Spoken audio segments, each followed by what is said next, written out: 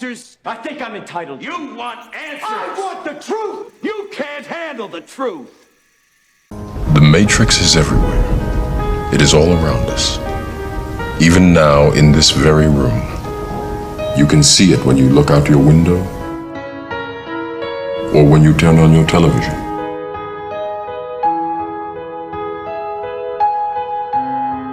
You can feel it when you go to work.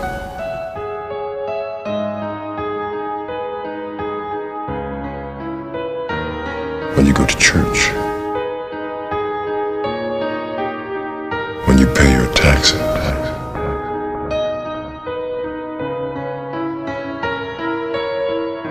It is the world that has been pulled over your eyes to blind you from the truth. You take the blue pill, the story ends. You wake up in your bed and believe whatever you want to believe. You take the red pill, you stay in Wonderland, and I show you how deep the rabbit hole goes. Remember, all I'm offering is the truth, nothing more.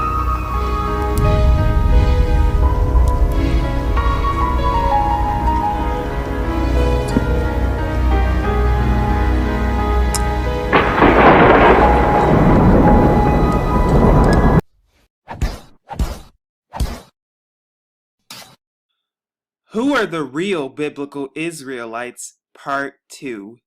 This video is going to be a continuation of who the real biblical Israelites were and are, and today we're going to be looking at history to prove who the real biblical Israelites are today. And I must warn you, and I must preface this video and say that this video will be graphic and painful to watch in some areas, so be very aware of that and be ready for all of the graphic things that you are about to see and some of the painful things that you are about to see and things that may be painful to your eyes to watch, but the truth will be revealed to you today.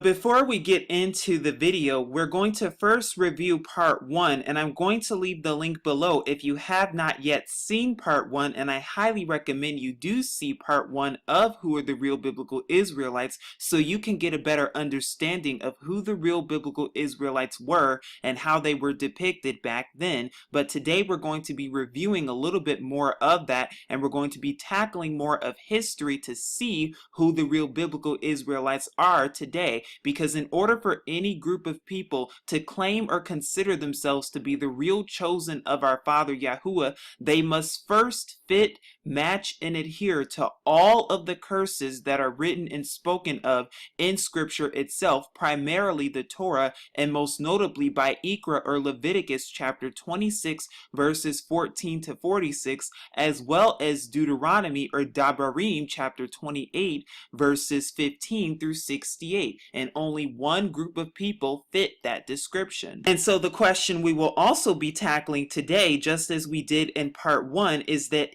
Israel that we see today, is the 1948 Israel, does that Israel fit and match Scripture? Or is this Israel a fraudulent fake, and are they hiding the real Israel from you? Because if so, then there is a huge lie that has been perpetrated in the world. And like I said, in order for this Israel, the 1948 Israel, to fit and match the description that is described in Scripture, they must first adhere to all of the curses that are spoken of in the Torah. And so the question is, does this group of people, do the Jewish people today, do they fit and match what Scripture itself is talking about? That and more to come as we tackle this, and so you can see the real biblical Israelites. Now, I would also like to preface this and say, too, that does this only mean that this one group of people will inherit the kingdom that is spoken of in Scripture? Does this one group of people, will they be the only group of people to inherit the kingdom? No, they will not. It doesn't matter if you're white, black, brown, yellow, green, blue, red, purple, pink, orange. It does not matter your skin color as long as you're following the laws, statutes, and commandments and the righteous laws of our Father Yahuwah. you will inherit the kingdom. It does not matter what color you are. I do not preach or say that white people are the devil, nor do I preach or teach that Esau is the white man. I do not preach or teach that doctrine anywhere on my channel, and nowhere on my channel will you find myself saying that I do not promote that hate doctrine whatsoever. However, we do need to be clear, and we do need to understand who the real biblical Israelites are, and we need to see the truth behind who the real biblical Israelites are and who that one group of people specifically is talking about when scripture is specifically talking about this one group of people, most notably in Leviticus chapter 26 and Deuteronomy chapter 28. And the question we have for today is this group of people referring to the Jewish people that we see that was formed in the 1948 Israel, or is this another group of people? That is the simple question that we are answering for today. And that is the question that we were also pondering in part 1 as well. So now that we are all on the same page, and now that we know the intent of this video, and now that we know what the video is really about, and that it's not about preaching hate doctrine, now we can see and uncover the truth for what it really is, because the truth will be revealed to you today. And so now we're going to review everything that we learned and uncovered in part 1, and we're going to go over this once again so we can see who the real biblical Israelites were and are, and how they were depicted back then, because I'm showing you ancient Russian icons of certain prophets that were depicted, and these icons were depicted all the way back into the 17th, 18th centuries and even earlier before that. And as you can see, they depict ones of the biblical prophets and the ancient biblical prophets that are spoken of in scripture, ones including Musha or Moses, Aharun, who is also known as Aaron, Malak Shaluma, who is also known as King Solomon, biblical prophets including Ezekiel or Yakazkal, as well as Daniel or Daniel, and as you can see on the left is depicted as Ezekiel, and on the right is depicted as Daniel. Zachariahu, who is also known as Zechariah, Husha, who is commonly known to the world as Hosea, and finally the Messiah himself, who is known commonly to the world as Jesus, but his real Hebrew name is actually Yahusha. In fact, there are many Russian icons that are depicting our Messiah, Yahusha, and we know this is him because we see these Greek symbols in these pictures, and if you see my Mark of the Beast video, you know exactly what this symbol is, and you also know what this hand gesture represents, but you can see in these Russian icons that Yahusha is depicted with dark black skin. And there are also Russian icons depicted of our Messiah Yahusha with his mother Mary, also known as Miriam in the Hebrew. Not to mention Russian icons of our Messiah Yahusha depicted with the Talmidim, who is also commonly known as the disciples as well. In Who Are the Real Biblical Israelites Part 1, we also talked about all of the scriptures that even describe some of our prophets and even describe our father Yahuwah and the Mashiach Yahusha. And so we're briefly going to go over it once again because we're here in Barashith or Genesis chapter 2, and today we're going to be using the original 1611 KJV Bible, where you will not find the letter J in it whatsoever. But let's keep going, because when you go to verses 7 in this version, it even says, and because this is a truth network, we use the restored set apart Hebrew names for our father Yahuwah and his son Yahusha. And it says, and Yahuwah Elohim, another way to pronounce Elohim is Elohim, formed man of the dust of the ground and breathed into his nostrils the breath of life, and man became a living soul. And of course, this is talking about how our father Yahuwah created man, also known as Adam. Well, it even says that what breathed into his nostrils the breath of life, man became a living soul, and he formed man of the dust of the ground. What color is dust? Because we're even here in Yirmiyahu or Jeremiah chapter 14, and we're going to be reading from verses 2 that even says that Yahudah or Judah mourneth, and the gates thereof languish, they are black unto the ground, and the cry of Yerushalayim or Jerusalem is gone up. And notice how you do not see a letter J there whatsoever. Oh, so they are black unto the ground. What color are they? But we even see it in Lamentations chapter 4 verses 8, where it even says, their visage is blacker than a coal, they are not known in the streets, their skin cleaveth to their bones, it is withered, it is become like stick. And you can find this also in the regular King James Version as well. But we even see proof of who the real biblical Israelites were in Lamentations chapter 5 verses 10, where it says, our skin was black like an oven because of the terrible famine. And that's not the only place, because we're even here in Song of Shalomah or Song of Solomon chapter 1 verses 5 through 6, where it says, I am black, but comely, O ye daughters of Yerushalayim or Jerusalem, as the tents of Kedar, as the curtains of Shalomah or Solomon. Look not upon me, because I am black, because the sun hath looked upon me. My mother's children were angry with me. They made me the keeper of the vineyards, but mine own vineyard have I not kept.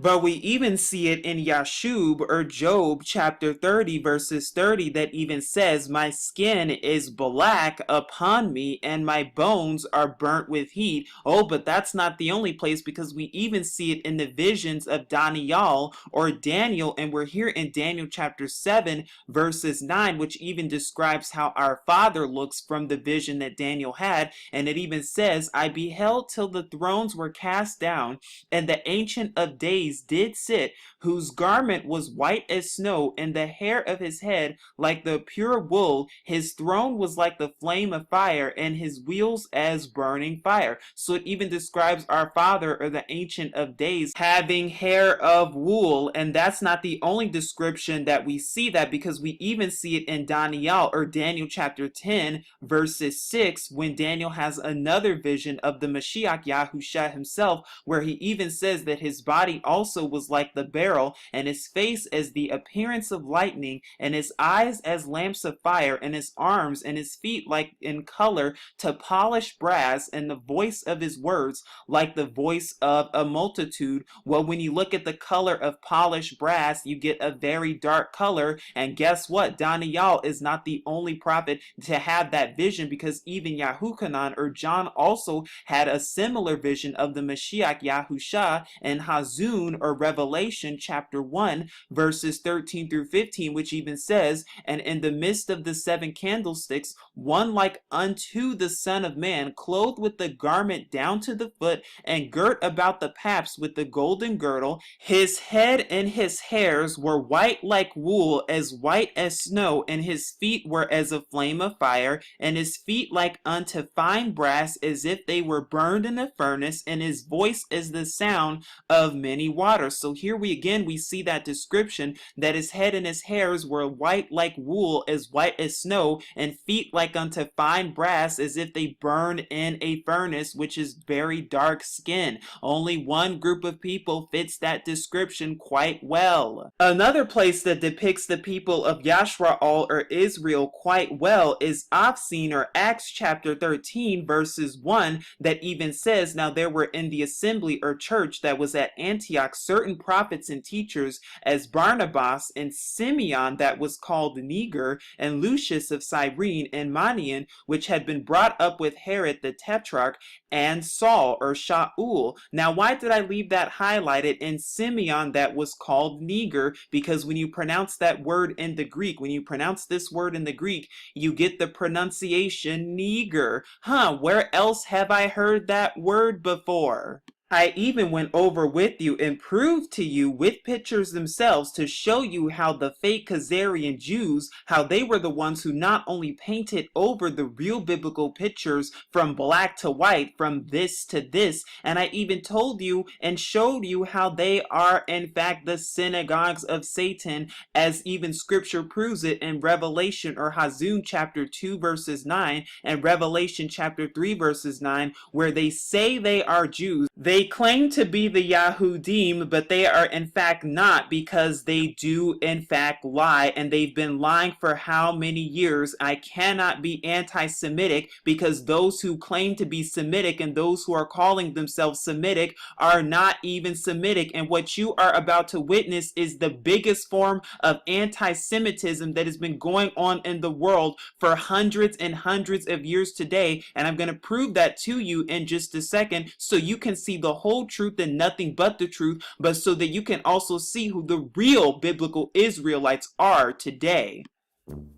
Because those who are claiming to be the chosen and those who are claiming to be the real biblical Israelites who are in Israel right now, which is fraudulent, by the way, and I'm going to prove that, but those who are claiming themselves to be the chosen are actually originators of the Khazarian kingdom in the early 10th century, which was a kingdom that originated in Western Russia and present-day Western Russia from AD 7th to 10th centuries. And what they did is that they converted to the Hebrew culture and the Hebrew heritage. They learned the Torah and they stole from the Torah, as well as painted over the biblical pictures hundreds of years later from black to white, and then they of course masqueraded themselves around claiming to be the chosen when they are in fact not. And not only did they do that, but they also faked the Holocaust. Yes, you heard me, they faked the Holocaust, also known as the Holocaust, in order to get the world to believe such a lie, that they are the chosen when they are in fact not. Because even the past Egyptian president named Gamal Abdel Nasser has even made a statement even saying that the real Jews, they left black and came back white, and that the present fake Khazarian Jews would not find any rest in that land because they are not the real chosen. And that is exactly what has happened, and we actually see that because ever since 1948 Israel, there has been nothing but war in the Middle East. I wonder why that's the case. Even Adolf Hitler, the man who is said to be responsible for the genocide of millions and millions of people, even though this is not true, has actually made the statement that the real chosen and that the real biblical Israelites and the real Jews are in fact the so-called Negroes that are in America. Even Mr. Hitler himself made such a statement. So then who are the ones who are masquerading themselves as the chosen when the curses spoken of in Scripture, primarily the Torah, do not even fit these group of people? Who are these people who are claiming to be the real chosen? Has there been an identity theft? Of course there has, because after they faked the Holocaust, what the Zionists then had to do in order to gain control of the world, what they had to do was convince the world that they were the chosen by faking the Holocaust and by faking Anne Frank, which we're going to go over in just a second. And in order for the world to believe a massive lie, which it is, because they do lie, because they are the synagogues of Satan, they had to in fact create their fraudulent nation of Israel, courtesy the United Nations, back on May 14th, 1948. And this lie has been going on for 68 years too long, because you're going to witness what real anti-Semitism really is and what's been going on, and the real anti-Semitism that has been going on for over 400 years now. And the reason you will not learn about the kingdom of Khazaria in your textbooks, and the reason you will not find the kingdom of Khazaria in a history book, is because all of the history books and textbooks are Zionist funded, so then they made sure to hide this information so that you will not know the truth, and so that you will not know the origin of the real fake Jews, which are the Khazarian Jews, which originate from present-day Russia. They are not Semitic whatsoever. But if you do not believe me, maybe you will believe an article that was published by the Oxford Journal from geneticist Dr. Eran Al-Haik, who is Israeli, by the way, because even in this article he published the missing link of Jewish European ancestry, contrasting the Rhineland and the Khazarian hypotheses. And like I said, this comes from geneticist Dr. Eran Al-Haik of the Department of Mental Health, Johns Hopkins University Bloomberg School of Public Health, from the McCusick Nathans Institute of Genetic Medicine, Johns Hopkins University School of Medicine, and this was published in Genome Biology and Evolution. And what he found and what his conclusions are is that genetically and scientifically proven that those who are from Jewish descent and those who claim to be of Jewish descent, that their heritage traces all the way back to the kingdom of Khazaria, the Ashkenazi Jews, which was a kingdom that was found in Western Russia, nowhere near the land of Israel and nowhere near the land of Palestine, nowhere near Semitic speaking lands and places.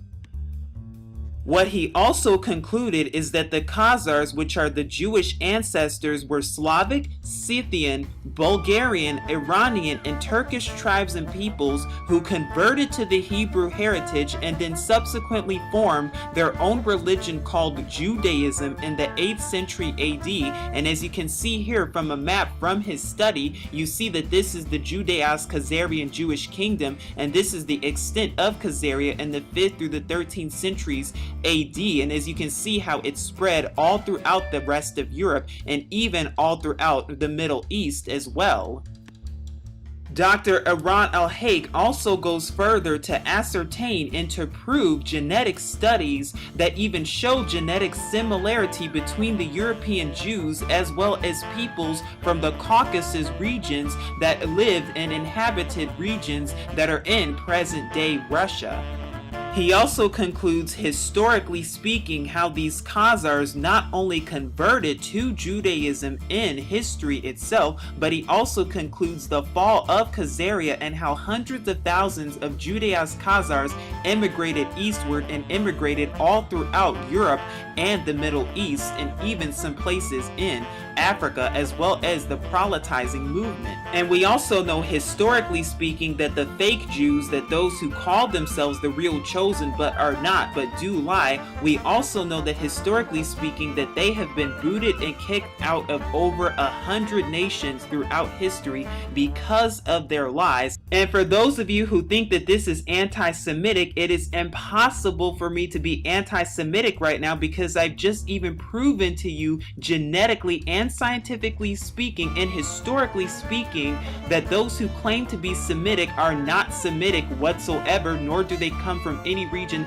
that is near Semitic regions, but that it is really anti-Semitic to beat, kill, rape, torture, slaughter, enslave, maim, and brutalize the real biblical Israelites, and then go and steal their identity, culture, and heritage from them, and then lie about it to the rest of the world, and then create a fake fraudulent nation in order to get the world to believe such a lie, and then fake the Holocaust in order to make the world believe such a wicked and perverse lie. But yet this lie has been going on for so many years. And real anti-Semitism has been perpetrated against the world in what is known as the biggest deception of all time. Don't believe me? You will after this. But Dr. Eran al-Haik is not the only one who asserts this and proves this, because many other journalists and scholars also approve this and assert the same thing, because even Hungarian-born author and journalist Arthur Koestler,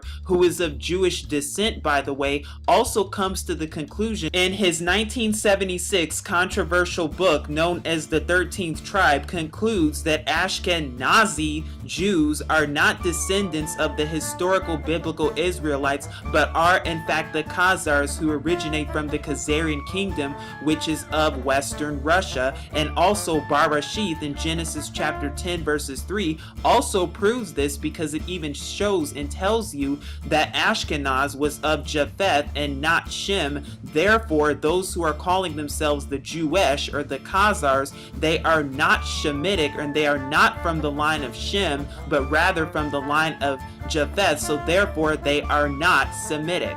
But Arthur Koestler is not the only one either, because even Austrian-born Israeli professor of Tel Aviv University Shlomo San, in his controversial 2008 book known as The Invention of Jewish People, also asserts the same thing. And by the way, this man was born to Jewish parents. Now, Shlomo San also argues and asserts that the ancestry of the Jewish people come from Khazarian converts who did not want to convert to neither Christianity nor Islam during the Roman Catholic Church-led religious wars during the 6th through the 10th centuries AD.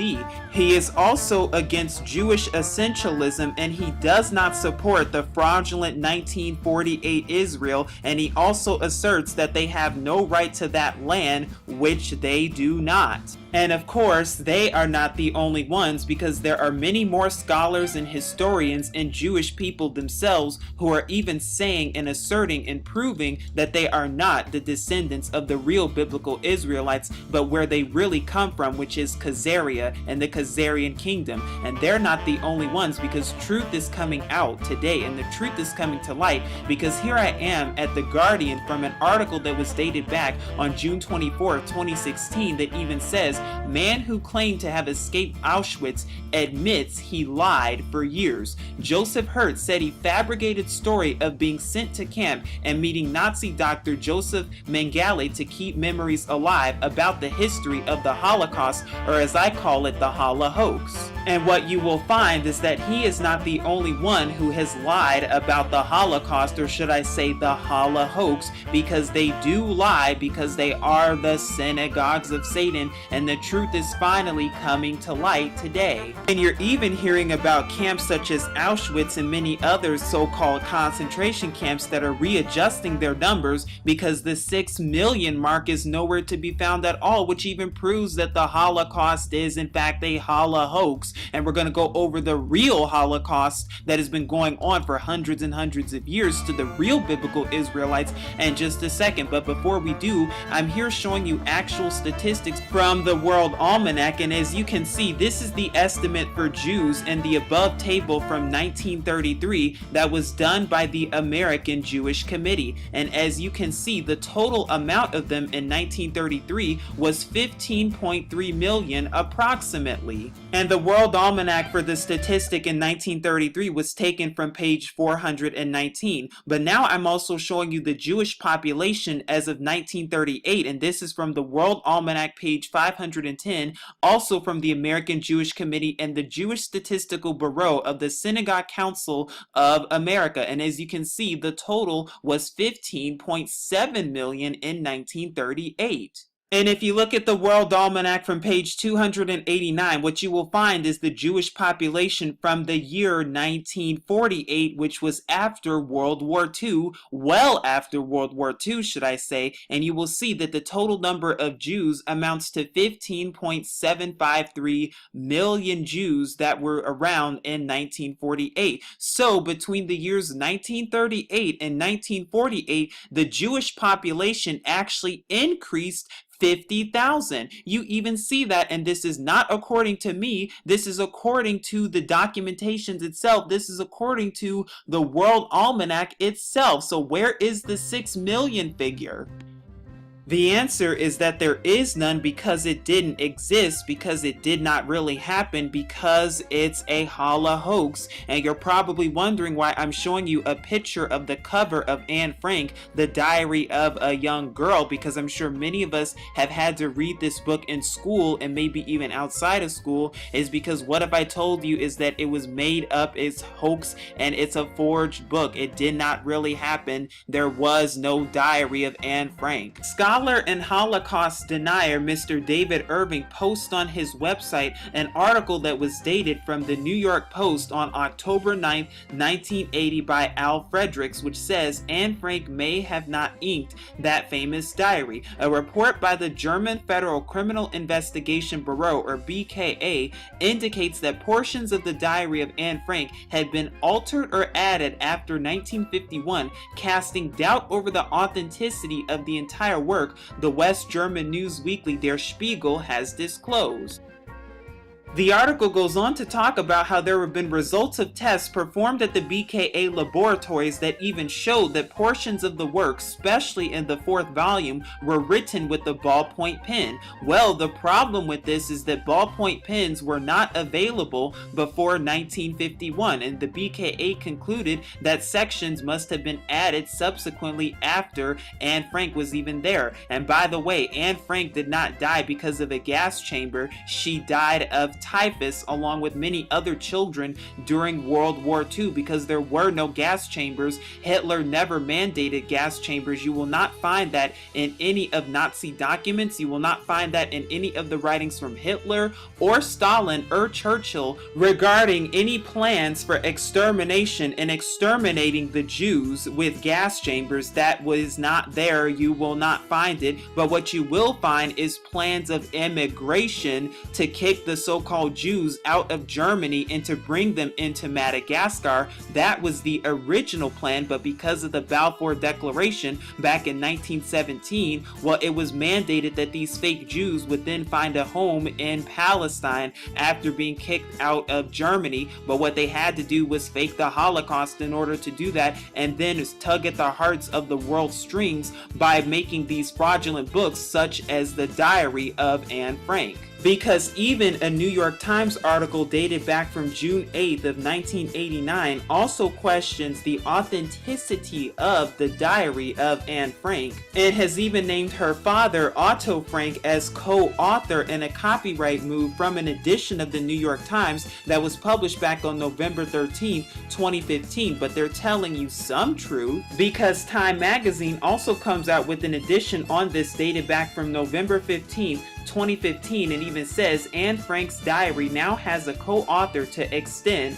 the copyright. But what is the real truth about Anne Frank? Here I am from a case that was taken from the Supreme Court of New York special term of the New York County as of March 12, 1957. And the reason this case is so important is because in this case, Otto Frank, the father of Anne Frank, and former friend or author Meyer Levin concluded that they both conspired to write the book and lied to the entire world, and Meyer Levin was awarded $50,000 for his work in part of deceiving the entire world. And there have been many professors and Holocaust deniers who have said the exact same thing, because even Professor Arthur Butts of Northwestern University, also known as the author of The Hoax of the 20th Century, has even said, quote, "I have looked over the diary and don't believe its authenticity." And he's not the only one, because also Professor Robert Farrison, a Holocaust denier and author of Is the Diary of Anne Frank Genuine, has even concluded and said the same things, and there are many more as well.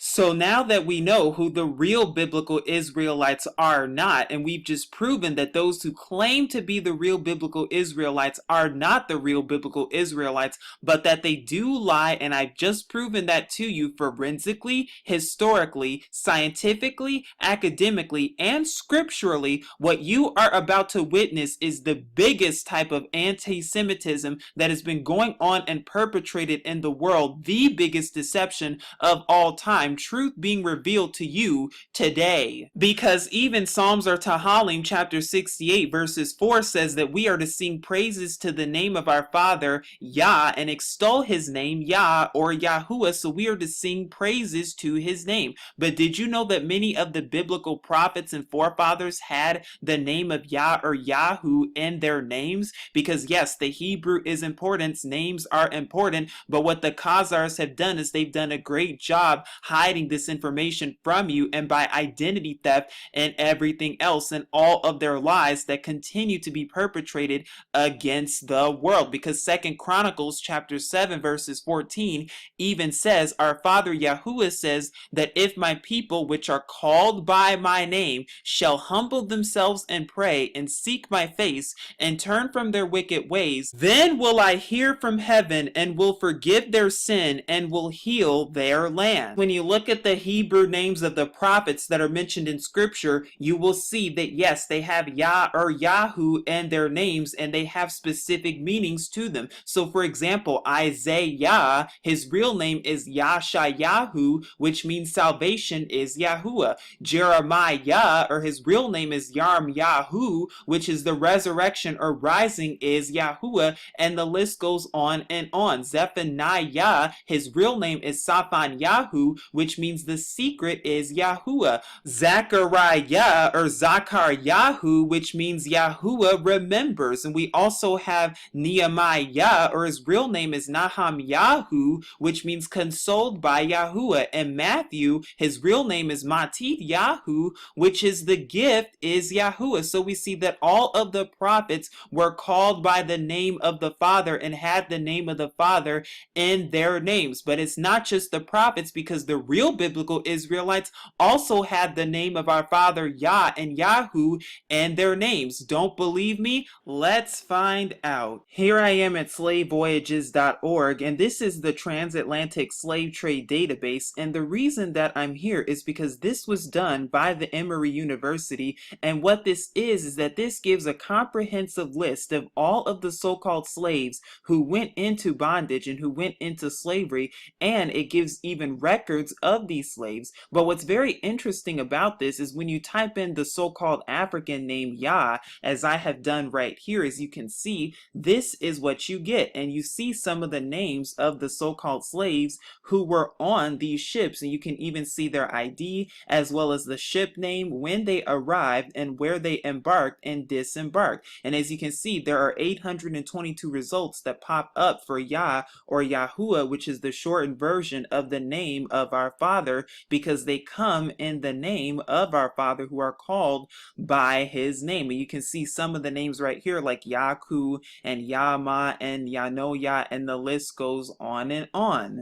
And we know that these slaves are in fact the people who are spoken of in scripture, because we even know that based on Deuteronomy 28. Now here you're looking at a map from Slave Voyages that shows you the map of the different routes that these slave ships took, and the routes that they went in, and the direction that they went in. Because during the slave trade, scholars have estimated that there were approximately 12.5 million Hebrew slaves who were shipped to the New World on the transatlantic slave trade from about 1525 to 1866. In fact, children comprised 1/4 or more of these slave ship cargoes, and there were more slaves who came to America in the second Middle Passage than in the first, according to Walter Johnson's Soul by Soul, Life Inside the Antebellum Slave Market. And according to the University of California's report on slavery done back in March of 2003, the United States went from having 6% of slaves imported to more than 50% as of 1860. But it was not just the transatlantic slave trade either, oh no, because it was also the Arab slave trade as well. In fact, many historians estimate that between 650 and 1900 AD, approximately 10 to 20 million Hebrew people were enslaved by Arab slave traders. In fact, by Dr. John Alambella Azuma, from the book The Legacy of Arab Islam in Africa, published back in 2001, he estimates that over 80 million Hebrews died en route during this slave trade. And this map is courtesy the Atlas of the Transatlantic Slave Trade by David Eltis and David Richardson. Here are more scholarly estimations of the transatlantic slave trade from the period 1500 all the way up until 1875. And as you can see, the bulk of slavery that took place was in the mid-1600s all the way until the end of the 1800s. And as you can see, many of the slaves that were taken to places such as Spain and Uruguay,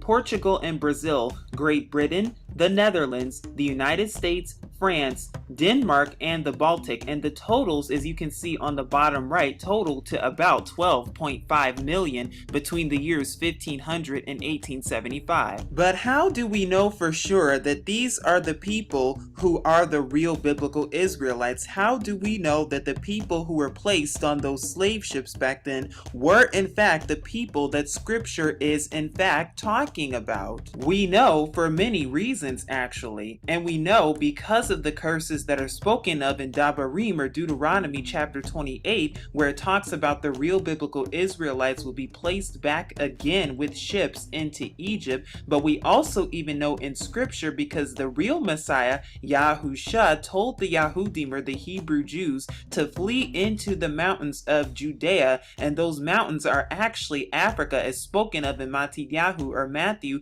chapter 24, in order to avoid Roman rule and Roman captivity. Well, when they fled from Jerusalem, they went into Africa, and they fled to Africa, and then they migrated westward and settled into present-day Western Africa. And the map that you're currently looking at is actually a map from the book titled Hebrewisms of West Africa by Joseph J. Williams. During and after the Roman occupation of Jerusalem in 70 AD, millions of Hebrews fled into Africa and settled into what's now known as Western and Central Africa. And many of them settled into places what is now known as present-day countries such as Liberia, Mali, Niger, Nigeria, Congo, Cameroon, Gabon, Ghana, Benin, Togo, along with many others. And from here, many of the Hebrew Israelites who adopted Bantu-speaking languages have then fled into more Bantu-speaking regions such as the Congo, Tanzania, Mozambique, and even Kenya as well. And as you can see, here's a map that is sourced from the Nystrom Atlas of World History. And this map is also found in the Encyclopedia of the Peoples of Africa and the Middle East. And as you can see, this is the Bantu migrations from 500 BC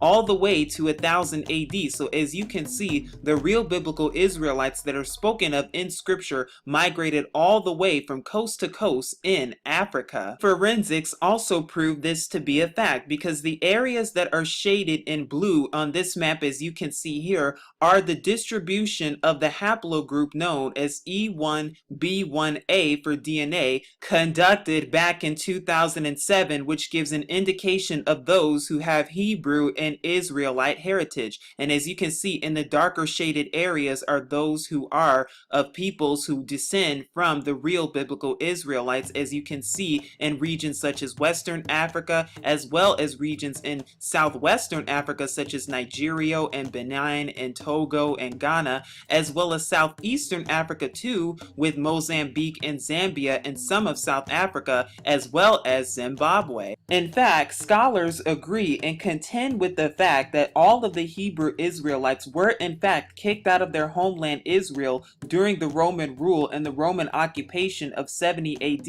and were dispersed out of their homelands and taken into Roman captivity for those who did not escape Roman rule. And in fact, another scholar and historian that also agrees with this is a man by the name of Rudolph R. Windsor in his book From Babylon to Timbuktu. And in fact, on page 84, he even says, quote, "During the period from Pompey to Julius, it has been estimated that over 1 million Jews fled into Africa, fleeing from Roman persecution and slavery. The slave markets were full of black Jewish Hebrew slaves," unquote.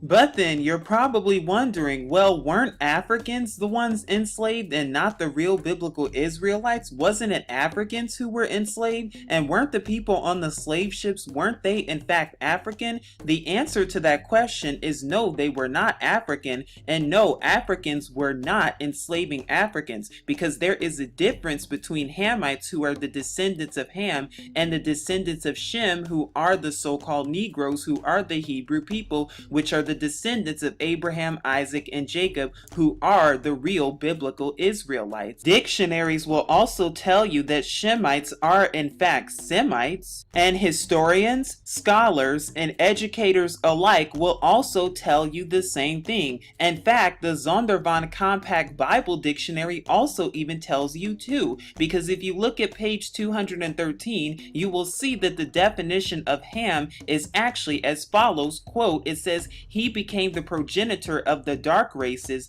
not the Negroes, but the Egyptians, Ethiopians, Libyans, and Canaanites. You can also read more about this in Bereshith or Genesis chapter 10 verses 6 through 20, but if you also look up the definition of Shem in pages 544 to 545, it will tell you that Shem is the progenitor of the Semitic race. So back then, during the biblical times, the Africans were comprised of the Egyptians, the Ethiopians, the Libyans, and the Canaanites, but not the Negroes, because Negroes are not African, but rather they are descendants of Shem, not descendants of Ham, so therefore they are the real Shemites, and we know this to be a fact because these are the people who were in fact enslaved on slave ships. And no, Africans were not enslaving other Africans, because Africans were not enslaving their own people. It would not make sense for them to enslave their own people. They were actually selling the real biblical Israelites into slavery because they are not the same, and you can even prove this with forensics and scientific medical evidence as well. This also means that the descendants of Shem, who are commonly known as African Americans today, are in fact not African. Yes, the descendants of the Bible are not Africans, but rather they are the Israelites. They are a group of Hebrew people.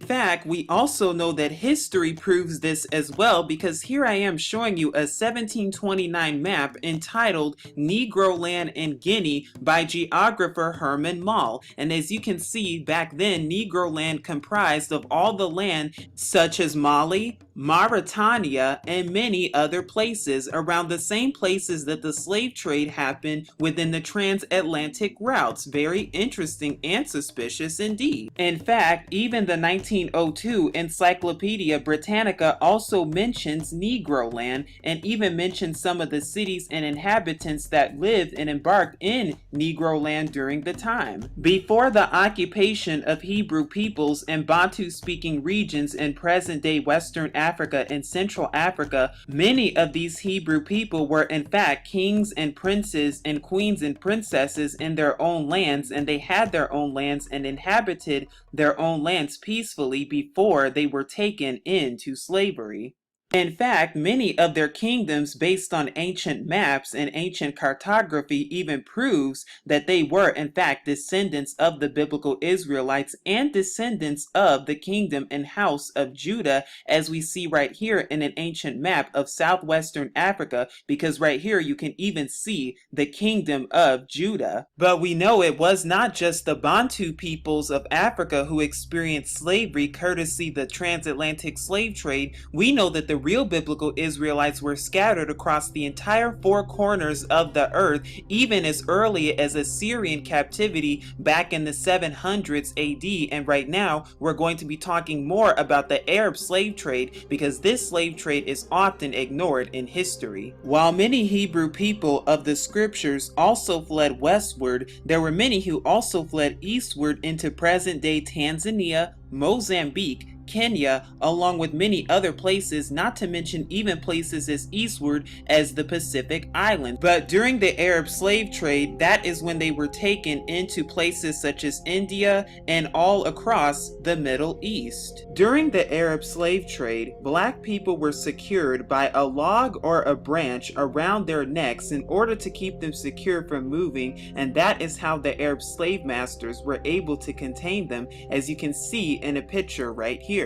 In fact, what is often always undocumented during the Arab slave trade is the castration of male slaves, when black boys ages 8 through 12 had their penises and their scrotums completely amputated in order to prevent them from reproducing, Operation Depopulation, and they were castrated to be eunuchs in domestic service to the Arabs. In fact, author Ronald Siegel, in his book Islam's Black Slaves, the Other Black Diaspora, even talks about how at the beginning of the 10th century AD, 7,000 black eunuchs and 4,000 white eunuchs remained in the palace of the Caliph. Because this was the longest slave trade that began in 700 AD, with some scholars noting and arguing that the Arab slave trade lasting all the way until the 1960s, with slavery still occurring in the Arab world today in places such as Mauritania and Saudi Arabia, it's no surprise that the religious wars also had something to do with this,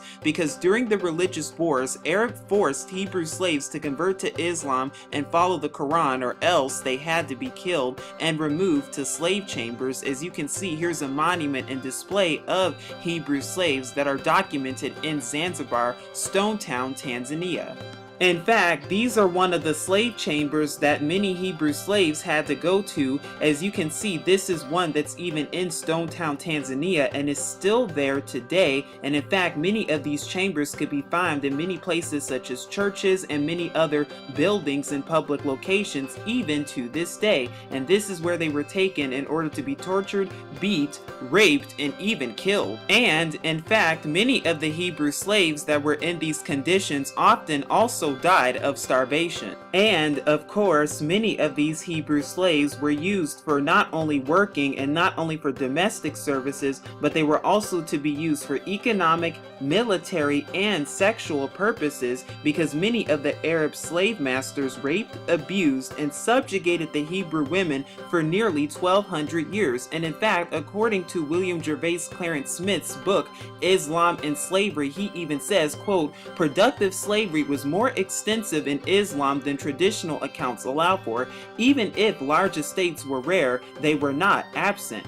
More striking were the numerous slaves on middling and small properties, a phenomenon about which surprisingly little has been written. Servile labor was also common in workshops, construction, mining, water control, transport by land and sea, and the extraction of marine resources. Whether a slave mode of production ever existed in Islam is moot, but the economic role of slavery was substantial, at least in certain places and at specific times." Not to mention how the Arab slave trade inspired and ushered in the European slave trade, as well as Africans, the Hamites, who also sold the Hebrews into slavery. But what you probably also did not know is that during the Arab slave trade, it sparked a massive, huge slave rebellion, one of the largest slave rebellions ever recorded in history. And this type of slavery in the Arab world existed for more than 1200 years and even still goes on and prolongs itself today in many other places in the Arab world. And as you can see from a picture here, here is just some of how slavery looked back then and even today. In fact, scholar Murray Gordon also documents the harsh slavery and the harsh Arab slave trade in his book, Slavery in the Arab World. And he not only talks about slavery that it was early as Muhammad, because yes, Muhammad also owned slaves, but he also talks about the slavery and how girls were sold for $160 and boys were sold for $240. Not to mention the deplorable conditions during the Arab slave trade, as well as the transatlantic slave trade. Now I'm showing you a picture that comes from the Arab slave trade back in 1868 that shows you a picture of the Hebrew servants and slaves. And even Captain G.L. Sullivan in his diary wrote, quote, "The deplorable condition of some of these poor wretches crammed into a small dhow surpasses all description. On the bottom of the dhow was a pile of stones as ballast, and on these stones, without even a mat, were 23 women huddled together, one or two with infants in their arms. These women were literally doubled up, there being no room to sit erect. On a bamboo deck, about 3 feet above the keep, were 48 men crowded together in the same way, and on another deck were 53 children. Some of the slaves were in the last stages of starvation and dysentery." Now many of the Hebrew slaves and their children were forced out of their homes and were chained and shackled, as you can see here, in order to be hauled and taken to the slave ships, where they were then brutalized and then subsequently tortured with no air in these slave ships whatsoever. And as you can see from this picture here, this is a view of the deck of the slave ship Alabanoz from Lieutenant Francis Meynell back in 1846. Now, as you can see, this is the description of a slave ship which comes from the Menil collection in Houston, Texas as of 1789. Now, many of these slave ships had been measured for the purposes of carrying Hebrew slaves onto them. Now, this is how it looks if you enlarge the picture, because some figure estimates that over 600 slaves were carried onto a ship, even though the allowable limit was 454, so hundreds over the allowable limit, and it exceeded the limit on these slave ships. Not only were the Hebrew Israelites crammed onto these ships with little to no space whatsoever, but they were also forced to be into these spaces for long periods of time. Because as you can see, this is a section of a vessel showing the manner of stowing slaves on board.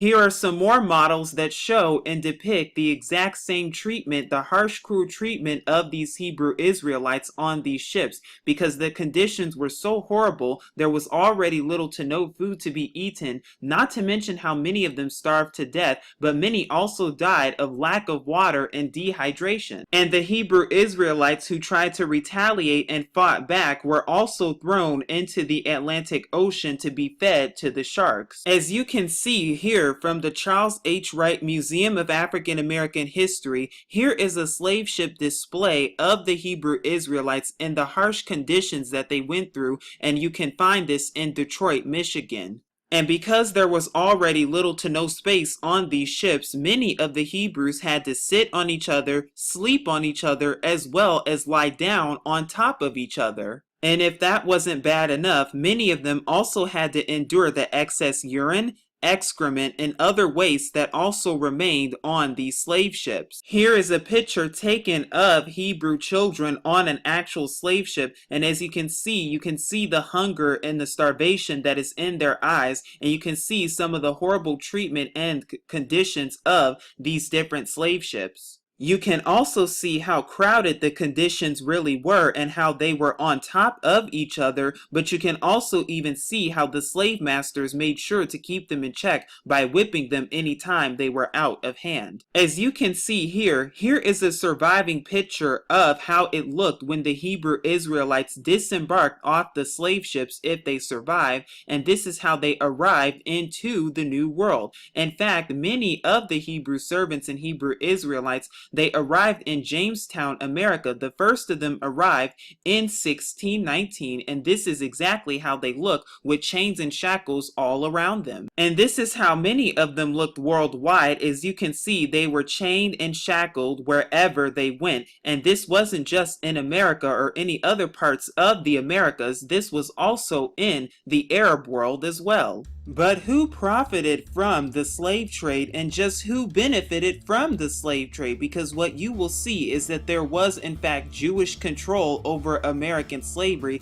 and ironically enough, those who are calling themselves the real Jews were actually the same ones who enslaved the real Jews and funded their slavery, but they're not the only ones. Because as you see here from the documents illustrative of the history of the slave trade to America from Washington, D.C., courtesy the Carnegie Institute of Technology in Pittsburgh, Pennsylvania, yes, their actual Jewish people did in fact fund and enslave the American slavery, and they weren't the only ones, because it was also British slave ship owners who profited 20 to 50%, as well as plantation owners, factory owners, West African tribal leaders, ports, bankers, and other people working these mandated jobs in order to keep the Israelites enslaved and also to profit from their free labor. And because the Zionists were already conspiring with the Roman Catholic Church to whitewash all of history, including the biblical images of the prophets, the Zionists also knew that the real Israelites were the ones who were being enslaved because of their transgression of the law, and they were in fact contributed to the funding of of these slave ships, as you can see right here. But the Zionists also used this to their advantage, and they used it as their perfect opportunity to rob, steal, and take away the Israelites' culture and to hide them from their culture, heritage, and identity for hundreds and hundreds of years, and then begin their own conquest and plan into fooling the world into thinking that they were the real Israelites, courtesy the fake Israel of 1948, when they are in fact not, but did in fact contribute to funding slavery, just like they funded these textbooks to make you think that they're the actual chosen when they are in fact not. Not to mention how these Zionists also contributed to the dividing and to the colonization of Africa. And boy, did they do a good job fooling the entire world into making the world think that they're the real chosen when they are in fact not, but are the synagogues of Satan. And we're going to go over Dr. Raphael's book, Jews and Judaism in the United States, a documentary history from 1983, and we're going to go over a snippet of that book that talks about the central role of Jews in New World commerce and Israelite slave trade. Now this is what Dr. Mark Lee Raphael, who is a rabbi and professor of Judaic studies as well as the professor of religion and the chair of the Department of Religion at the College of William and Mary, and he's also visiting fellow of the Wolfson College located at Oxford University. This is what he had to say about the Jewish involvement of slavery of the real biblical Israelites. And he says, quote, Jews also took an active role in the Dutch colonial slave trade. Indeed, the bylaws of the Recife and Mauricia congregations of 1648 included an imposta Jewish tax of 5 soldos for each Negro slave a Brazilian Jew purchased from the West Indies Company. Slave auctions were postponed if they fell on a Jewish holiday. In Curacao in the 17th century, as well as in the British colonies of Barbados and Jamaica in the 18th century, Jewish merchants played a major role in the slave trade. In fact, in all of the American colonies, whether French, British, or Dutch, Jewish merchants frequently dominated. Groups of Jews began to arrive in Suriname in the middle of the 17th century after the Portuguese regained control of northern Brazil. By 1694, 27 years after the British had surrendered Suriname to the Dutch, there were about 100 Jewish families and 50 single Jews there, or about 570 persons. They possessed more than 40 estates and 9,000 slaves, contributed 25,905 pounds of sugar as a gift for the building of a hospital, and carried on an active trade with Newport and other colonial ports. By 1730, Jews owned 115 plantations and were a large part of a sugar export business which sent out 21,680,000 pounds of sugar to European and New World markets in 1730 alone. Slave trading was a major feature in the Jewish economic life in Suriname, which as a major stopping off point in the triangular trade. Both North American and Caribbean Jews played a key role in this commerce. Records of a slave sale in 1707 reveal that the 10 largest Jewish purchasers, 10,400 guiders, spent more than 25% of the total funds, or 38,605 guilders, exchanged. Jewish economic life in the Dutch West Indies, as in the North American colonies, consisted primarily of mercantile communities with large inequities in the distribution of wealth. Most fake Jews were shopkeepers, middlemen, or petty merchants who received encouragement and support from Dutch authorities along with many others. In Curacao, for example, Jewish communal life began after the Portuguese victory in 1654, and once again you can find this from Dr. Mark Lee Raphael's book, Jews and Judaism in the United States, a documentary history that was released in 1983. Now, of course, when it comes to American slavery specifically, we know that it wasn't just the Jewish people themselves, it was also many white people and many others who also sold the real biblical Israelites into slavery and held many public auctions for them, such as the bulletin that you see here from May 18th, 1829. But did you also know that Jesus was in fact a slave ship? Please do the research on this to find out for yourself, because yes, Jesus was the name of the slave ship captained by Sir John Hawkins in 1564 by appointment of the Queen of England, and it was one of the first slave ships that was chartered in England. Because the rest of the world knows who the real biblical Israelites are. In fact, they even tell you who the real biblical Israelites are, because as you can see from an actual plaque that's here in Virginia, it says Free Blacks of Israel Hill. And it says on the plaque that just to the west lies Israel Hill, settled in 1810 to 1811 by approximately 90 formerly enslaved persons who received freedom and 350 acres from Judith Randolph under the will of her husband, Richard Randolph, cousin of Thomas Jefferson. These, quote, Israelites and other free African Americans worked as farmers, craftspeople, and Appomattox River boatmen. Some labored alongside whites for equal wages and defended their rights in court. But what does it say? These, quote, Israelites and other free African Americans. But let's keep going. It also says that the family of early settler Hercules White bought and sold real estate in Farmville and joined with white citizens to found the town's first Baptist church in 1836. Israel Hill remained a vigorous black community into the 20th century. And when many of the Israelites were sold into slavery, and when many of them were sold in auctions, this was the conditions that they were placed in, because they had shackles around their necks, as you can see from a man here. And the result of these slave auctions, as we've gone over and as I've just shown you with snippets earlier ago, the result of this became that many of the Israelites were separated and dispersed from their families, never to see them again, because they were sold to work on cotton fields, not to mention all of the other laborious tasks that they had to do for their slave masters, as we will be uncovering and tackling in just a second to come. Meet Gordon. As you can see, this is only some of the abuse that Hebrew Israelites had to suffer through and had to go through during their times of slavery in America. Because yes, not only were they beaten and brutalized and murdered to death, but they were also had to suffer more than what you or I could ever imagine. In fact, for America alone, the slavery population increased more than 50%, and for good reason, because it was very valuable and the Hebrew Israelites were used for free labor, and all they had to do to them was shackle them in shekels, as you can see in a picture right here. And it was these instruments of torture that kept the Hebrew Israelites subjected to their oppressors and subjected to their masters, and kept them enslaved to their masters for more than hundreds of years.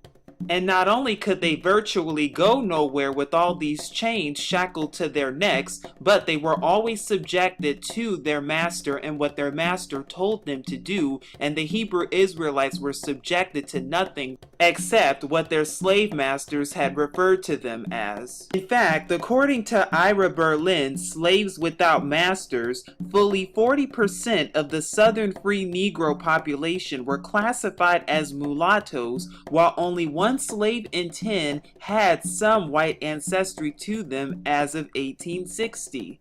And even according to Stephen Dale of Carry Me Back, The Domestic Slave Trade in American Life, from the book published back in 2005, quote, Southern slave prices were more than tripled, and the prices of slaves went from $500 in New Orleans in 1800 to more than $1,800 in 1860, which is equivalent to about $30,000 in 2005, which is much more today.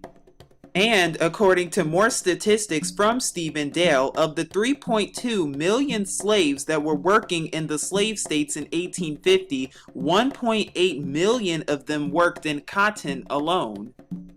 which means that more than 50% of Hebrew Israelites during the 1850s and the 1860s worked in plantation and worked in the cotton field, as well as working as field Hebrew Israelites as well as house Hebrew Israelites in America, as you can see in the following montage of pictures. But that's not all. It goes much deeper than that, because according to the Gilder Leman Institute of American History, 75% of white families owned not a single Hebrew Israelite slave, while 1% of mostly Jewish families owned 40 or more. And not only that, but 0.1% of Americans owned 100 or more Hebrew Israelites as slaves.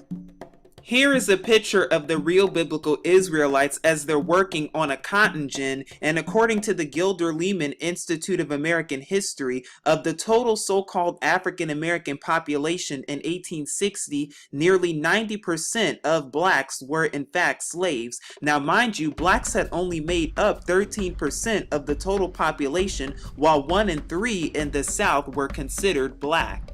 In fact, Virginia had the highest slave population, with close to 500,000 slaves in the state alone. And as you can see, in many public places in America, they had public whippings for these so-called slaves, with many white people in attendance. They also had public whipping posts, as you can see from a picture taken here in North Carolina. And mind you, these were scattered all across America so that people can gather together and witness public witnesses and public slave whippings in America.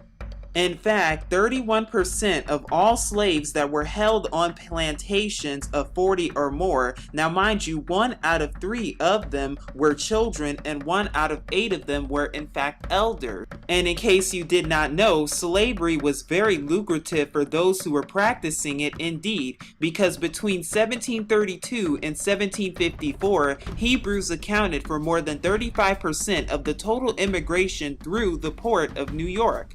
Because you probably also did not know that New York City was in fact a major hub for the slave trade during the period of slavery, all the way up until the end of the 1800s. So even during the 1700s and the 1800s, there was even slavery going on in the North, contrary to what your history books want you to believe. But it wasn't just the white man who was also enslaving the real biblical Israelites, because according to the Oklahoma Historical Society, it was also Native Americans in America who also owned slaves from the 18th century onward. In fact, by the time of the Civil War, more than 8,000 black Hebrews were enslaved in the Indian Territory, and even as late as 1885, more than 20 years after slavery supposedly ended, the governor of Chickasaw protested demands to free their black slaves.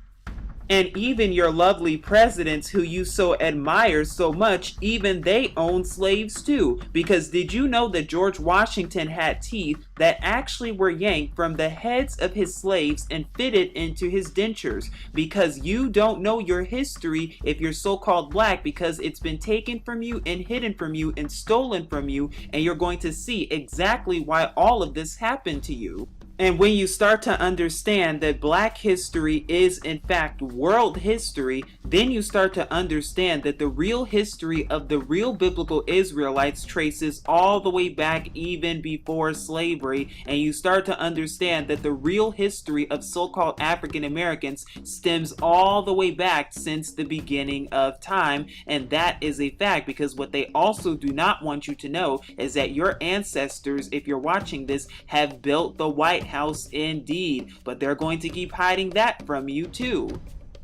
And that's only just the beginning. And even according to the Civil War homepage taken from the 1860 census, what you will see is the total number of Hebrew Israelite slaves amounted to close to 4 million in just 1860 alone.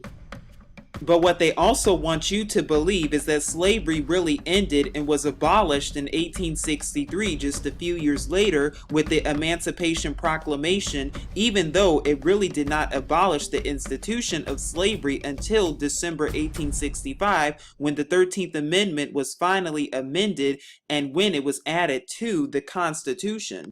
And what they also want you to believe is that a man by the name of Abraham Lincoln was the one who really freed the slaves, but then who was killed by the elite Illuminati because the Zionists at the very top did not want slavery to end.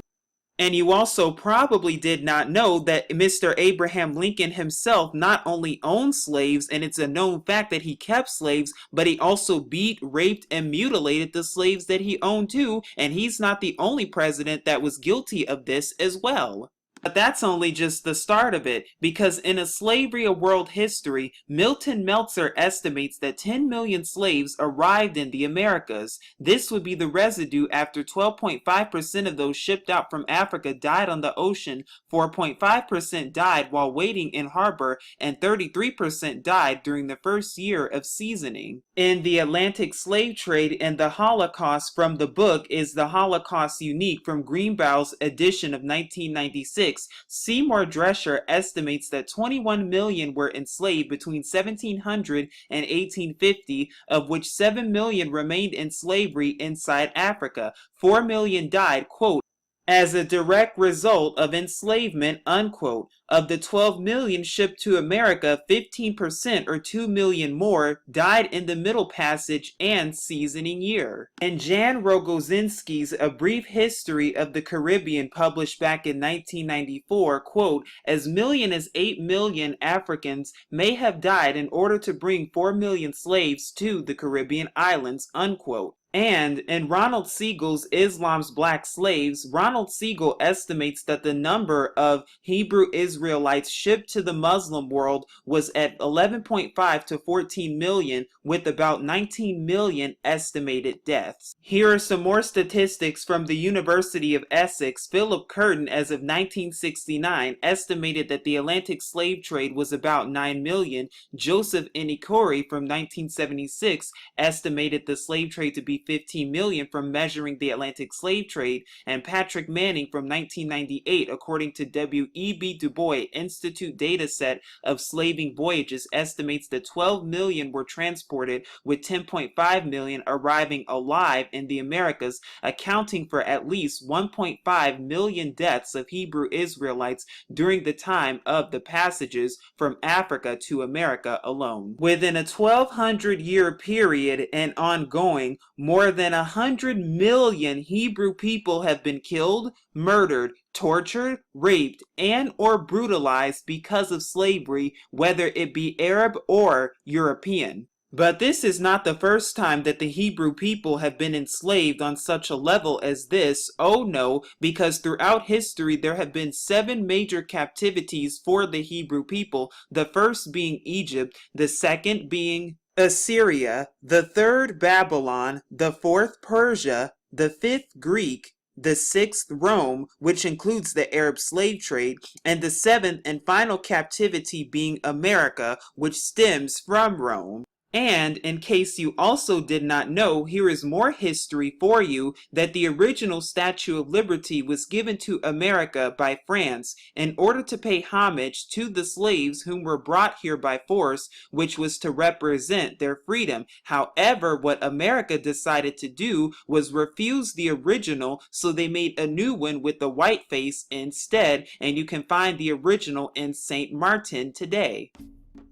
But did you also know that there is in fact Hebrew cursive that is found at the very first slave church ever to be established in the United States of America? And even the website itself tells you this, because here I am at the actual website that says First African Baptist Church. Now mind you, it was changed from First Colored Church to First African Baptist Church, and it was first organized in Savannah, Georgia around 1788, and it even says that the pews located in the balcony are original to the church. These pews were made by slaves and are nailed into the floors. On the outside of the pews are markings written in the African dialect known as, quote, cursive Hebrew. How else could they have known Hebrew?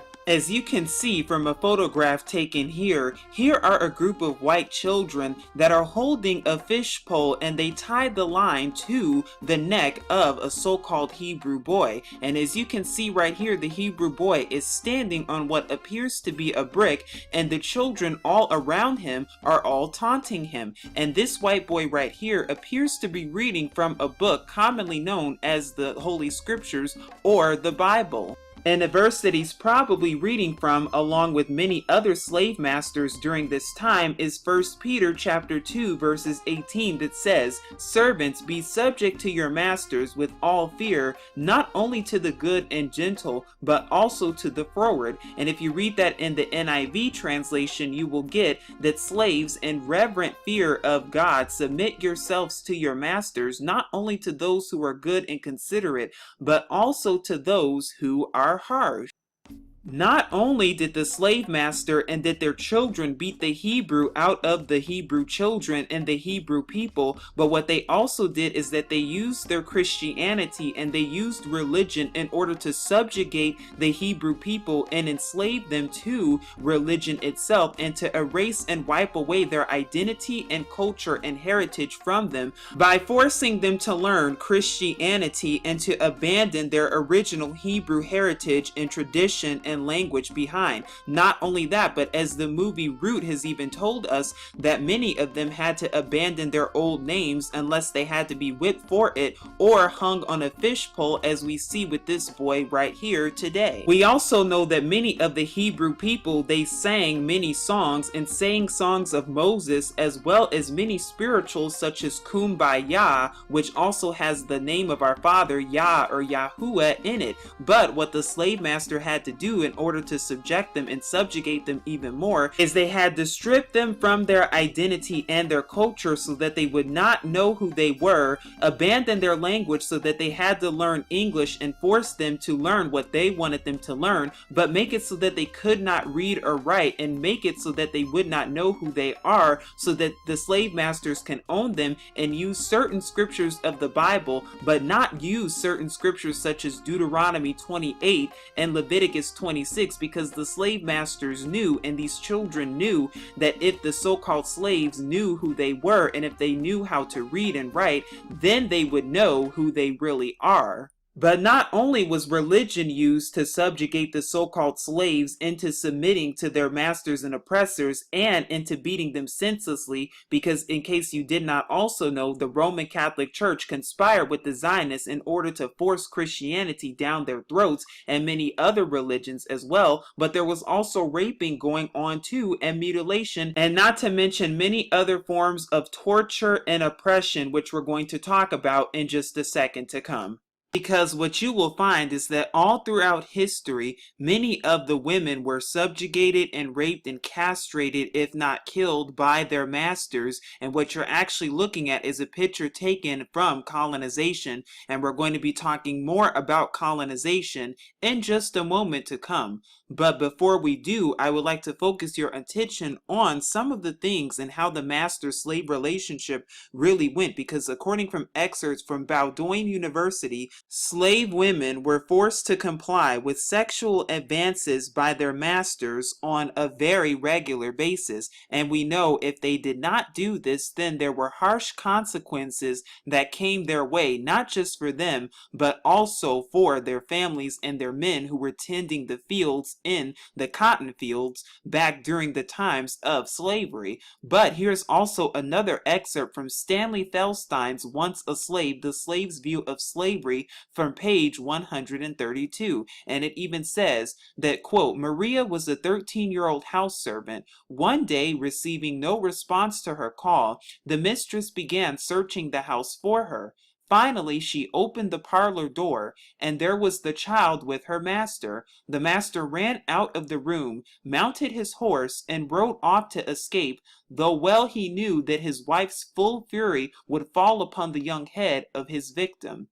The mistress beat the child and locked her up in a smokehouse. For 2 weeks, the girl was constantly whipped. Some of the elderly servants attempted to plead with the mistress on Maria's behalf and even hinted that it was Master that was to blame. The mistress' reply was typical. She'll know better in the future. After I've done with her, she'll never do the like again through ignorance.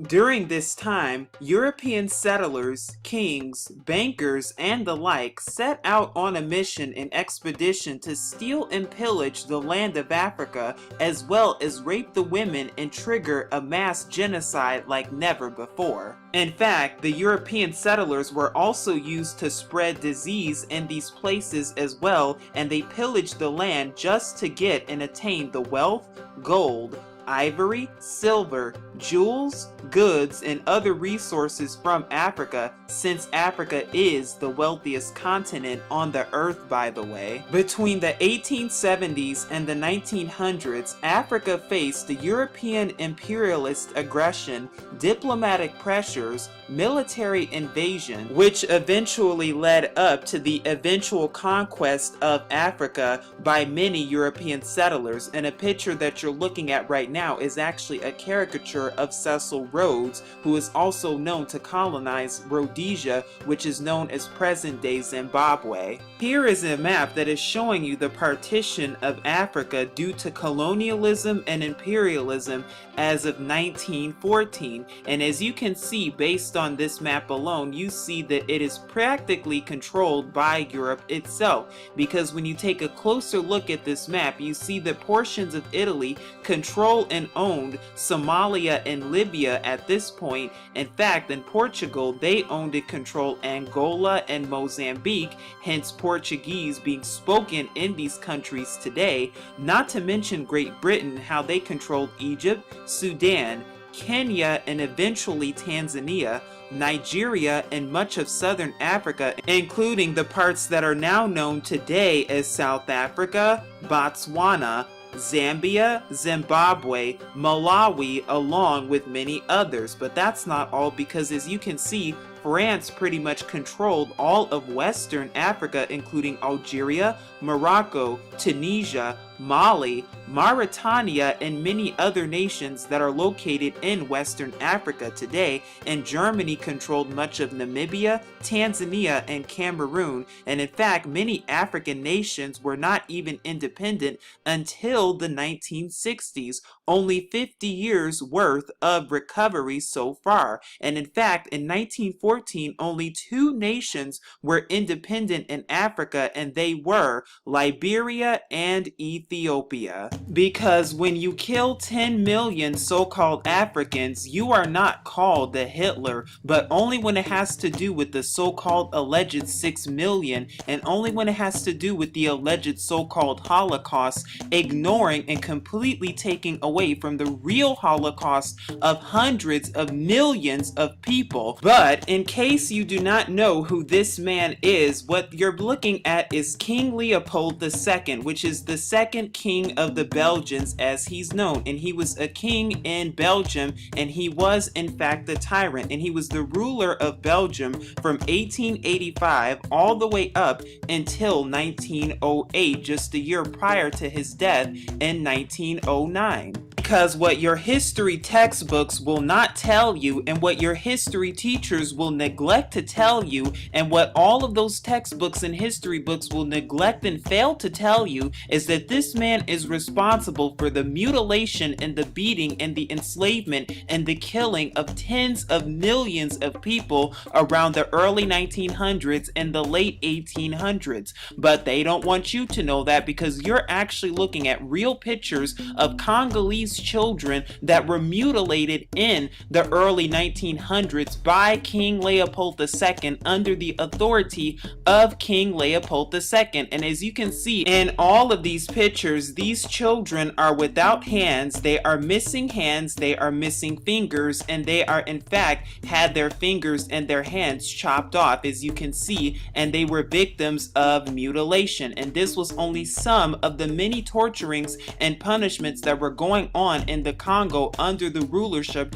of King Leopold II. But this history has been neglected from you, and this has been hidden and suppressed from you for so long because they want you to think that all black people are bad, and they want to try to demonize black people as much as they can, but they don't want to tell you their track record and their history, and they want to completely leave out their history because everything has been twisted. But now the truth is coming to light, and now that you see the truth and what has happened with your own two eyes, with history to prove it yourself, now you'll know the truth for what it really is. Because while this man will continue to be glorified in white history, meanwhile King Leopold II is responsible for the genocide of over 10 million people worldwide, because he owned the Congo during his reign as the constitutional monarch of Belgium. However, after several failed colonial attempts in Asia and Africa, he settled on the Congo. He bought it and enslaved its people, turning the entire country into his own personal slave plantation. He disguised his business transactions as philanthropic and scientific efforts under the banner of the International African Society.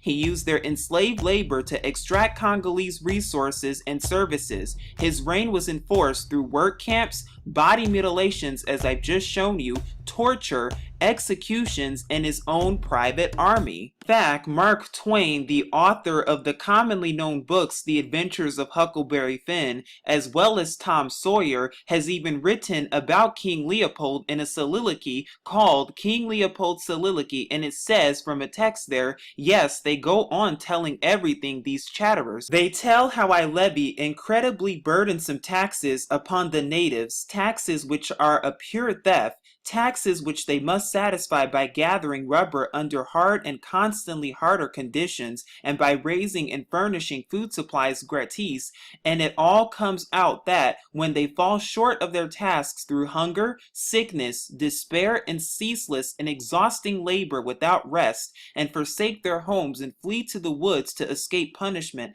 my black soldiers, drawn from unfriendly tribes, and instigated and directed by my Belgians, hunt them down and butcher them and burn their villages, reserving some of the girls. They tell it all, how I am wiping a nation of friendless creatures out of existence by every form of murder for my private pocket's sake.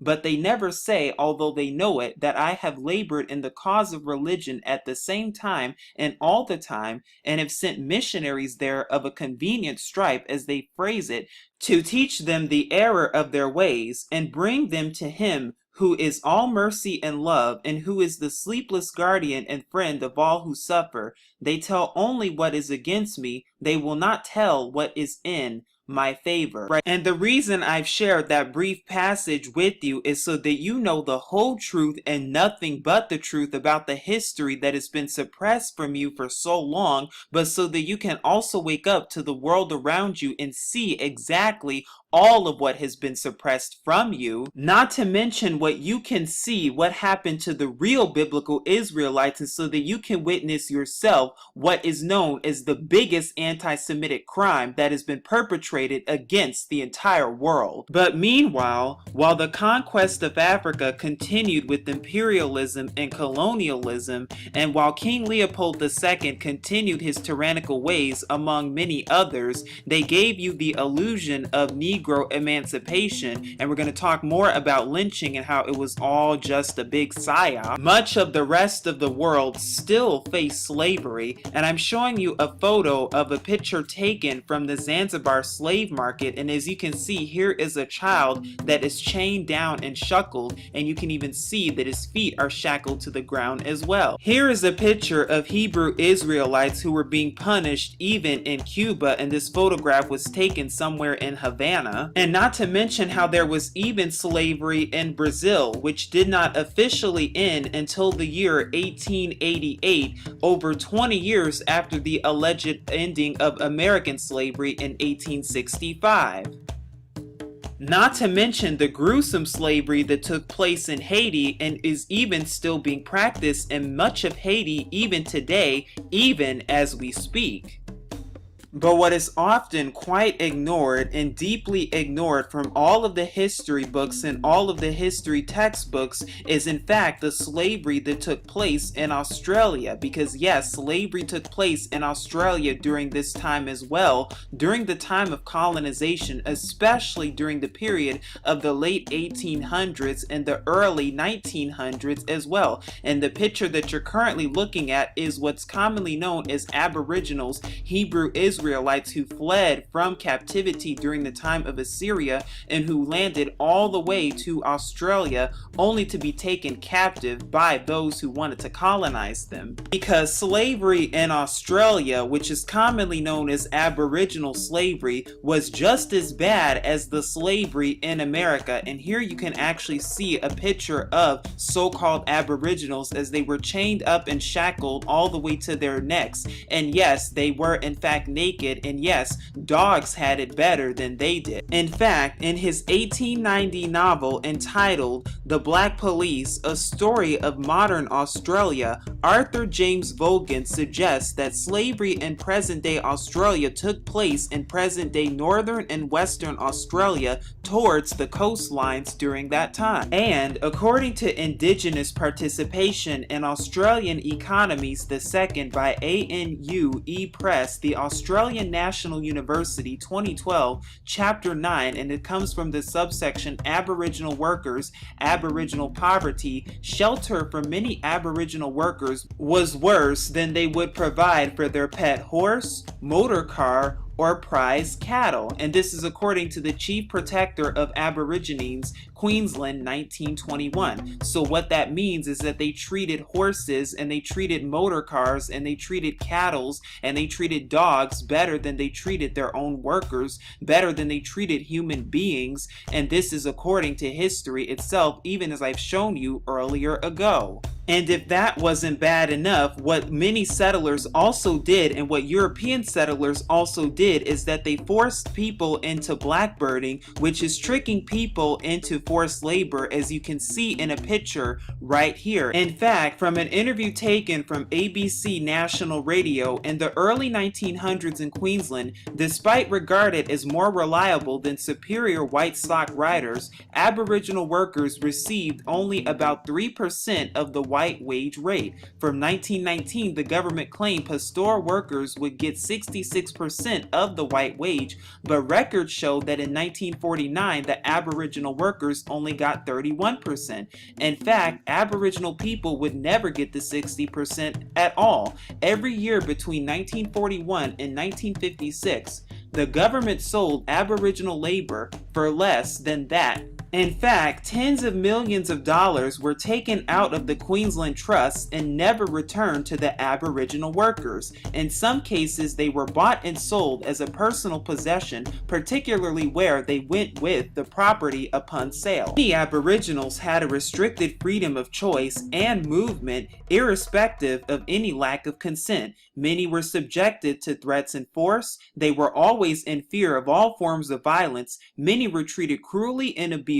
Their sexuality was controlled and their labor was forced. But it was all about the money, because a University College London study tracing the legacies of British slave ownership has shown that Australia was partly built from slave money. Following the abolition of slavery in Australia, British slave owners received compensation from the British government for the loss of their property people sold into slavery. Many of them used the money to travel to Australia, where they brought up large parcels of land, became directors of banks, museums, libraries, and built churches, and became governors. But the racism goes much deeper than that, because did you know that throughout the entire 19th and 20th centuries that there were in fact known as human zoos and Negro villages, where there were these human zoos where Hebrews were placed into these zoos and they were treated like animals, as you see right here, because this picture right here is showing you a Hebrew girl that is in a human zoo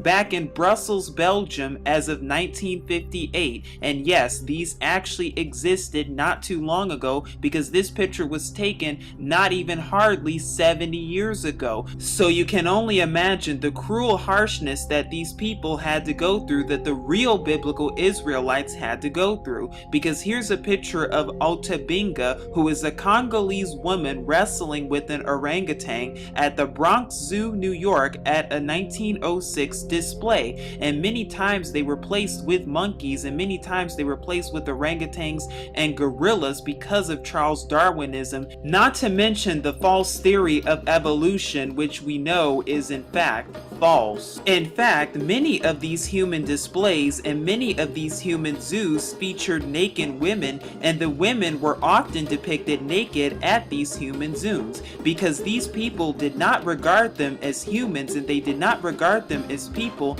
but rather as animals and rather as specimen. And mind you, these Hebrew people were taken from their children, taken from their home, and taken from their families, only to get laughed at by a people who hated them. Many of the Hebrews that were placed into these human zoos were also depicted as circus performers, entertainers, and whatever deemed necessary, and whatever talents that they had in order to be exploited, kind of like what we see today. Has anything really changed? Has anything really changed since then? It doesn't look like it, because here I am showing you a picture of the tribe of genuine Ubangi savages according to them, because they thought it was a joke and they placed it on postcards and they shared it everywhere, even with their friends, because they had no remorse whatsoever, not even an apology for what they have done to the Hebrew people and the real biblical Israelites. Because what's also not shared in your history textbooks, in your Zionist written textbooks, is that these exhibits and these human zoos were popular exhibits all across the world. In fact, tens of millions of people all over, from Asians to Europeans to all types of people, even Arabs, came to view these human displays in both the 19th and the 20th centuries. But it wasn't just the so-called black people who experienced this either, it was also native peoples as well, because here at the 1904 World's Fair, 2,000 primitive peoples were on display. The purpose of the display was to demonstrate the superiority of the white Americans who had evolved further according to them, and according to anthropologist W.J. McGee designed the display from the Century for Young People by ABC Peter Jennings. But in case you're also wondering, since so-called white people did not use so-called black people for their Olympics, they created an Olympics of their own for these so-called black people, and they even called them the Savage Olympics, as you can see here from a picture taken in 1904. And in case you're looking for these displays today, don't worry, Paris hasn't forgotten about it, because it's even a display in Paris which shows the remains of Saartjie Baartman's body, and you can see her remains are in a museum located in Paris, France, even to this day. See, this was all just a joke, because what you're looking at actually did in fact happen, because all throughout many carnivals in the 19th and 20th century, yes, what you see actually happened, what's called hit the nigger baby, where someone would throw a baseball at so-called African Americans and so-called black people, and pounding them into the head. As you can see, this photograph here comes from the Dallas Public Library Photographic Archives, and what does it say? Hit the trigger and duck the nigger, because it was just a joke to them. And then also this photograph here, which even says hit the red spot, down he goes, and this young boy was working in a dunk tank in Dallas, Texas as of 1965, barely 50 years ago. Oh, and he was only working because it's just a joke to them. But this type of racism was also featured in popular cartoons such as Popeye, and it was even featured in different games and different music and other venues and forms of entertainment back then, because it was only just a joke to them. Oh my friends, I'm not making any of this stuff up. This stuff really did happen, and it's time you see with both your eyes open the harsh realities of what happened to the real biblical Israelites and what continues to happen on a daily basis, if not secondly basis, because now I'm showing you a process of what's known as human branding. And human branding is burning iron onto someone until they are burned completely, to the point where their incisions are all the way through and their cut cuts are wounded, and their wounds are wounded, and their sores are sored, and they are sorely wounded for the rest of their lives. And let's not forget about buck breaking, which is when a slave master would sodomize the Hebrew slave man so that he could not take revenge against his enemy. And of course, we also have what's called human leather, and these shoes that you're looking at actually contain human leather, because yes, human leather was used, and this is true. The skin of Hebrews were actually used to make human leather, and it was made from the skin of Hebrew slaves used for shoes. In fact, this was a practice that occurred from 1619 all the way up into the Jim Crow era of the 1960s. And if you still do not believe me, then maybe you'll believe an excerpt that comes from the Mercury of Philadelphia News, which you can find from Ferris State University as of Saturday, March 17, 1888. And it says, "I remember that 2 or 3 years ago, I incidentally referred to a prominent physician of this city wearing shoes made from the skin of Negroes.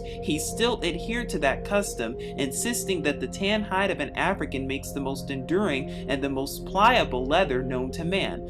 Only last week I met him upon the street with a brand new pair of shoes. I looked at his footwear as I always do. His pedal coverings have an irresistible fascination for me, and said with a smile, 'Is the downtrodden African still beneath your feet?' In the most matter-of-fact way, and without the shadow of a smile, he answered and said, 'I suppose you mean to inquire if I still wear shoes made of the skin of a Negro. I certainly do, and I don't propose changing in that respect until I find a leather that is softer and will last longer and present a better appearance. I have no sentiment about this matter. Were I a Southerner in the American sense of the word, I might be accused of being actuated by a race prejudice, but I am a foreigner by birth, although now an American citizen by naturalization. I fought in the rebellion that the blacks might be freed. I would use a white man's skin for the same purpose if it were sufficiently thick, and if anyone has a desire to wear my epidermis upon his feet after I have drawn my last breath, he has my antemortem permission.' You are probably wondering why I'm showing you a picture of a picnic basket right now, and why I'm just showing you a picture of a picnic. Why is this the case? Because when you understand that the word picnic is actually short for pick a nigger, and that lynchings used to be announced in churches and they would sell tickets as well as have picnics, all while watching the black Hebrew Israelites die slowly, well then you'll understand, and then you'll know that this word has a real different meaning from what Snopes wants you to believe. And the next time you're thinking about shopping for Black Friday, you'll know exactly what Black Friday really is, because it's known as the day after Thanksgiving. And by the way, Thanksgiving commemorates the murder of millions of Native Americans by pilgrims, but oh well, slave traders would then sell their slaves for a discount on this day to assist with plantation owners, hence the name.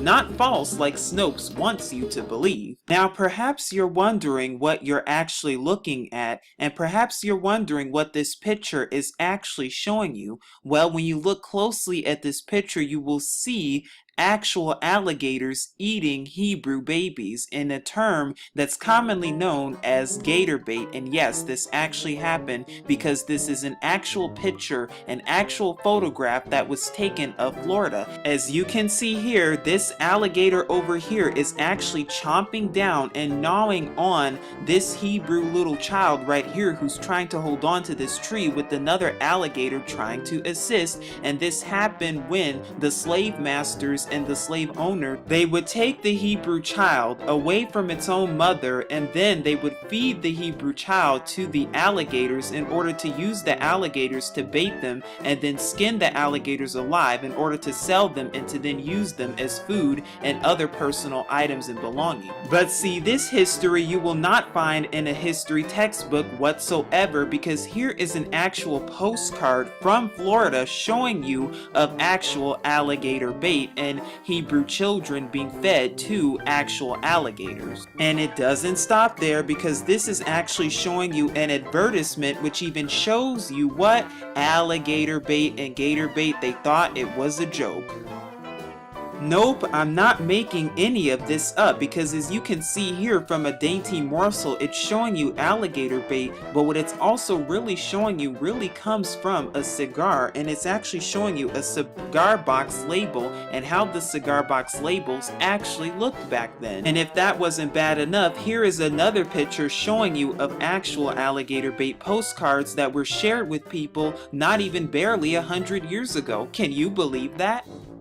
Don't worry, it only gets worse from here because now I'm showing you actual farm fans of actual gator bait terms that was used on these farm fans, and I would not be surprised if they were used in churches as well in the state of Florida, and it wasn't just Florida, it was also Louisiana. Here is another farm fan, and as you can see, this farm fan shows you another one of alligator baits that was commonly used in Florida because it was all used for jokes and it was all used for games because they thought it was a joke. And when you know and understand what alligators really are and what the seed of alligators really is, then you start to understand exactly how spiritual all of this really is. But if you do not know what I'm talking about, then I highly recommend you watch my video, Are Dinosaurs Real? Because then you'll know exactly what I mean. But they even use alligator bait and they even joked about it and they even wrote songs and plays and musicals about it, because I'm even showing you a pamphlet that features the exact same thing. I wonder what they were really using it for. And don't worry, you could always ensure that you would have a perfect writing utensil because here's a 1960s alligator pencil holder with the black baby in its mouth. I wonder how it got there. Were they just making it up? Is it all a great big hoax, or are they trying to tell you something? Because yes, gator bait was the practice of using little Hebrew children as bait to catch alligators, and it was done during the slave times in Florida and Louisiana and other parts in the American South, whether you want to believe it or not.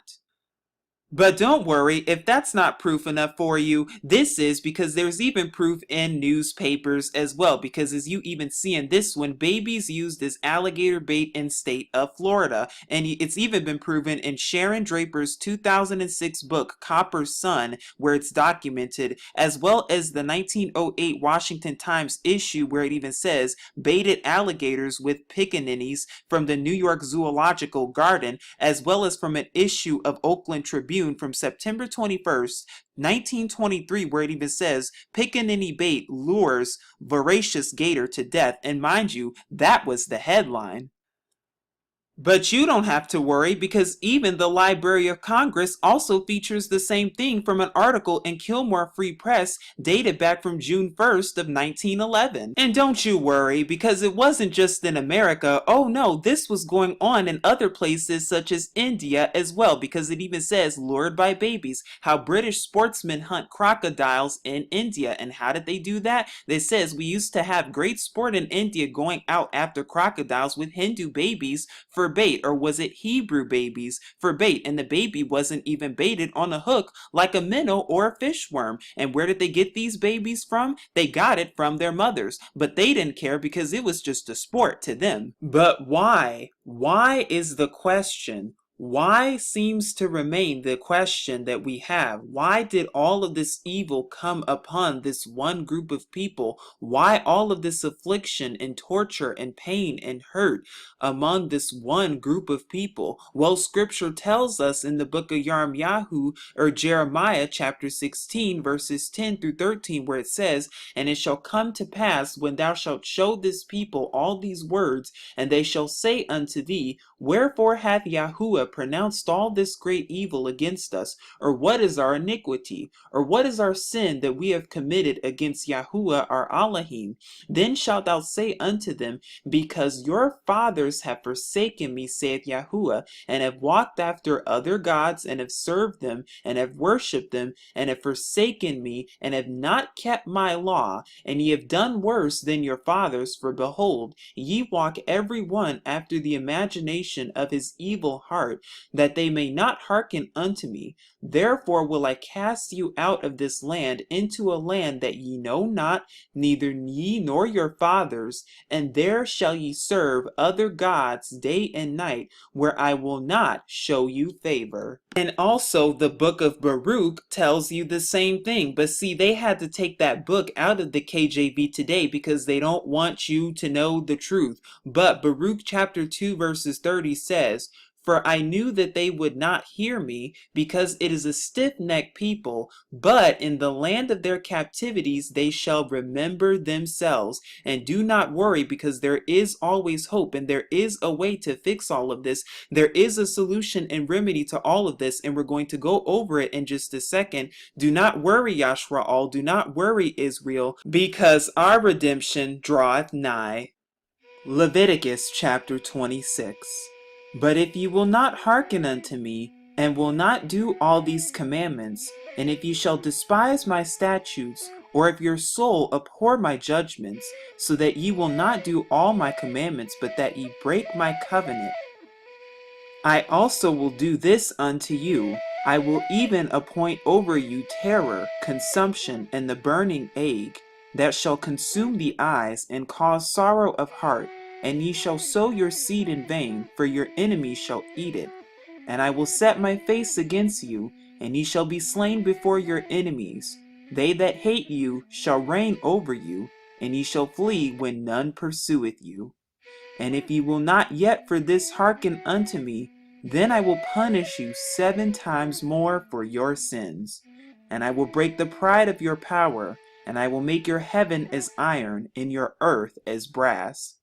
And your strength shall be spent in vain, for your land shall not yield her increase, neither shall the trees of the land yield their fruits. And if ye walk contrary unto me, and will not hearken unto me, I will bring 7 times more plagues upon you according to your sins.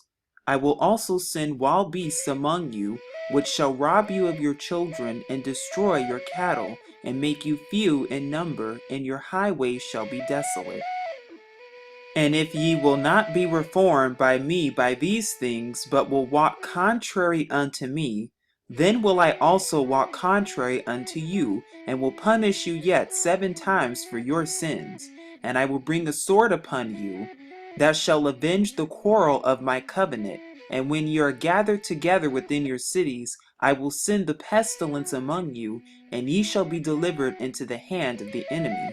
And when I have broken the staff of your bread, 10 women shall bake your bread in one oven, and they shall deliver you your bread again by weight, and ye shall eat and not be satisfied.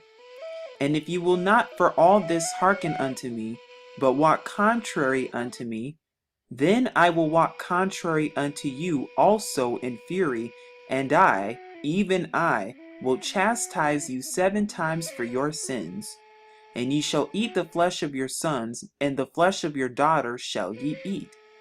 And I will destroy your high places, and cut down your images, and cast your carcasses upon the carcasses of your idols, and my soul shall abhor you. And I will make your cities waste, and bring your sanctuaries into desolation, and I will not smell the savor of your sweet odors.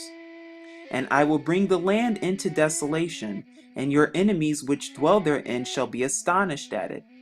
And I will scatter you among the heathen, and will draw out a sword after you, and your land shall be desolate, and your cities waste. Then shall the land enjoy her Sabbaths as long as it lieth desolate. And ye be in your enemy's land, even then shall the land rest, and enjoy her Sabbaths. As long as it lieth desolate it shall rest, because it did not rest in your Sabbaths, when ye dwelt upon it. And upon them that are left alive of you I will send a faintness into their hearts, in the lands of their enemies. And the sound of a shaken leaf shall chase them, and they shall flee as fleeing from a sword, and they shall fall when none pursueth. And they shall fall one upon another, as it were before a sword, when none pursueth, and ye shall have no power to stand before your enemies. And ye shall perish among the heathen, and the land of your enemies shall eat you up. And they that are left of you shall pine away in their iniquity in your enemies' lands, and also in the iniquity of their fathers shall they pine away with them. Deuteronomy 28, verses 15 through 68. But it shall come to pass, if thou wilt not hearken unto the voice of Yahuwah thy Elohim, to observe to do all his commandments and his statutes, which I command thee this day, that all these curses shall come upon thee and overtake thee. Cursed shalt thou be in the city, and cursed shalt thou be in the field. Yahuwah shall send upon thee cursing, vexation, and rebuke, and all that thou settest thy hand unto for to do, until thou be destroyed, and until thou perish quickly, because of the wickedness of thy doings, whereby thou hast forsaken me. Yahuwah shall make the pestilence cleave unto thee, until he have consumed thee from off the land whither thou goest to possess it. Yahuwah shall cause thee to be smitten before thine enemies. Thou shalt go out one way against them, and flee 7 ways before them, and shall be removed into all the kingdoms of the earth. And thy carcass shall be meat unto all fowls of the air, and unto the beasts of the earth, and no man shall fray them away. And thou shalt become an astonishment, a proverb, and a byword among all nations, whither Yahuwah shall lead thee. Thou shalt beget sons and daughters, but thou shalt not enjoy them, for they shall go into captivity. The stranger that is within thee shall get up above thee very high, and thou shalt come down very low. He shall lend to thee, and thou shalt not lend to him. He shall be the head, and thou shalt be the tail. Moreover, all these curses shall come upon thee, and shall pursue thee, and overtake thee, till thou be destroyed, because thou hearkenest not unto the voice of Yahuwah thy Elohim, to keep his commandments and his statutes, which he commanded thee. And they shall be upon thee for a sign and for a wonder, and upon thy seed forever, because thou servest not Yahuwah thy Elohim with joyfulness and with gladness of heart, for the abundance of all things. Therefore shalt thou serve thine enemies which Yahuwah shall send against thee, in hunger, and in thirst, and in nakedness, and in want of all things, and he shall put a yoke of iron upon thy neck, until he have destroyed thee. Yahuwah shall bring a nation against thee from far, from the end of the earth, as swift as the eagle flieth, a nation whose tongue thou shalt not understand, a nation of fierce countenance, which shall not regard the person of the old, nor show favor to the young. And ye shall be left few in number, whereas ye were as the stars of heaven for multitude, because thou wouldst not obey the voice of Yahuwah thy Elohim. And it shall come to pass that as Yahuwah rejoiced over you to do good and to multiply you, so Yahuwah will rejoice over you to destroy you and to bring you to naught, and ye shall be plucked from off the land whither thou goest to possess it. And Yahuwah shall scatter thee among all people, from the one end of the earth even unto the other. And there thou shalt serve other gods, which neither thou nor thy fathers have known, even wood and stone. And among these nations shalt thou find no ease, neither shall the sole of thy foot have rest. But Yahuwah shall give thee there a trembling of heart, and failing of eyes, and sorrow of mind. and thy life shall hang in doubt before thee. And thou shalt fear day and night, and shalt have none assurance of thy life. In the morning thou shalt say, Would Elohim it were even, and at even thou shalt say, Would Elohim it were morning. For the fear of thine heart wherewith thou shalt fear, and for the sight of thine eyes which thou shalt see.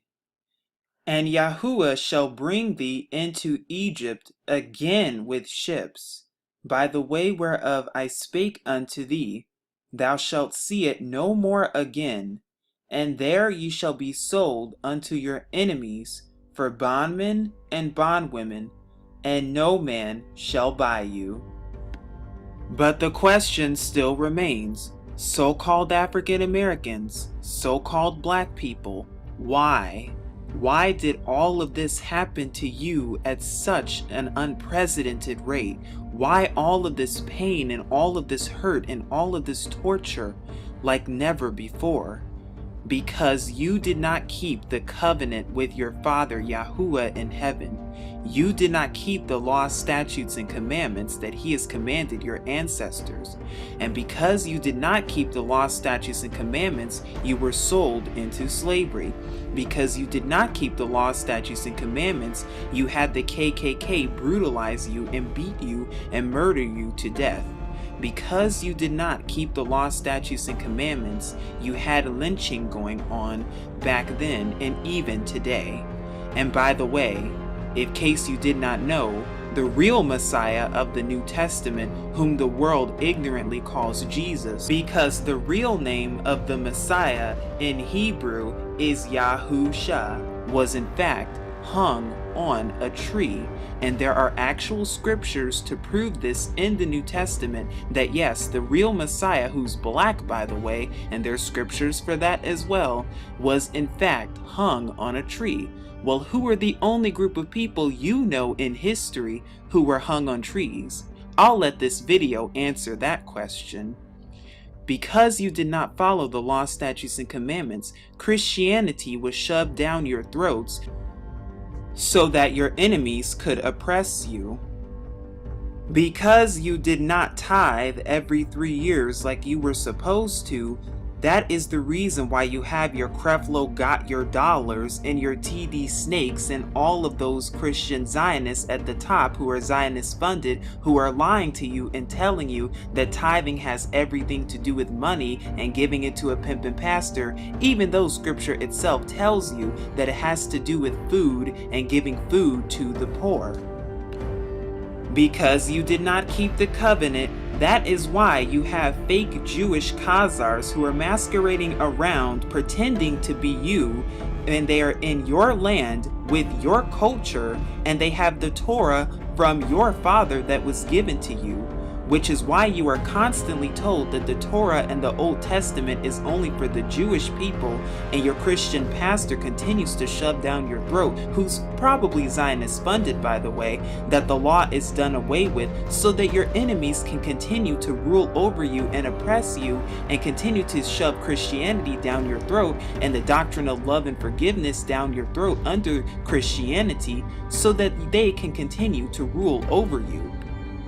You have been lied to for centuries, and you have been told by your enemies that your language does not matter because yes, Hebrew is your native tongue. You have been told that your history does not matter because yes, the Old Testament is in fact your history about you because yes, the Bible is a history book about Hebrew people. It is not a religious book about Jewish or Christian people. You've been told that your culture does not matter, which is your Torah, and you've been told that your heritage does not matter, which is why you borrow the customs and the traditions of your enemies, such as these holidays, and you have been told that you do not matter whatsoever. Not anymore. Could that explain all of the hurt, pain, and abuse, especially even after the period of slavery and after the period of the Civil War, even up until today? because they will never tell you what happened before your ancestors arrived on those slave ships, just like they probably will not tell you about J. Marion Sims, who is supposed to be the father of gynecology, who is lauded as an American hero in white stream media. But what if I told you that this man did some very evil things? In fact, he's responsible for medical experimentations. But did you also know that throughout the 1830s all the way up until the 1870s, not only did this man own slaves and purchase many of them that he experimented on, but he even defended slavery post-Civil War, and he studied in gynecology, which is the study of disease when it comes to women and girls' reproductive systems. But what if I told you that he also conducted experimentations on infants and babies where he would pry the bones of their skulls open, which was a practice that he would only do on Hebrew babies, and then he would blame the mothers for their babies suffering and blame the ignorance on them.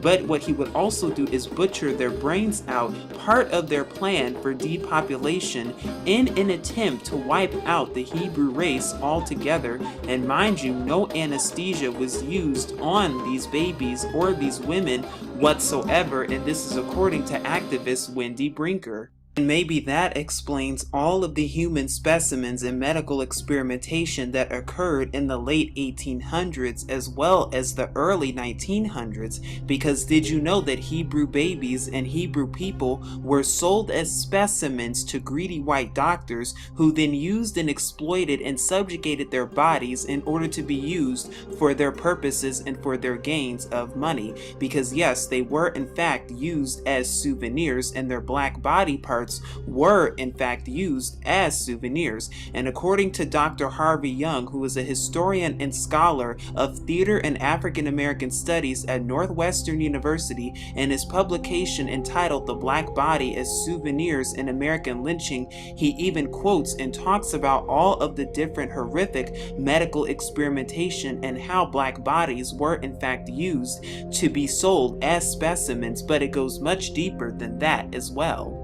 But such a practice was also going on when it came to Hebrew children as well, and it wasn't just the adults either, it was also the Hebrew babies. And according to Ralph Ginsberg's 100 Years of Lynching that was published in the Baltimore Black Classics Press, it even said that before the torch was applied to the pyre, the Negro was deprived of his ears, fingers, and genital parts of his body.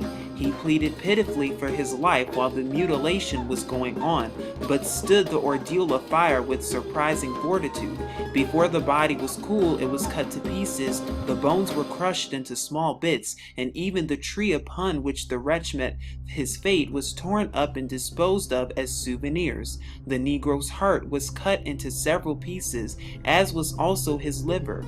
Those unable to obtain ghastly relics directly paid their more fortunate possessors extravagant sums for them.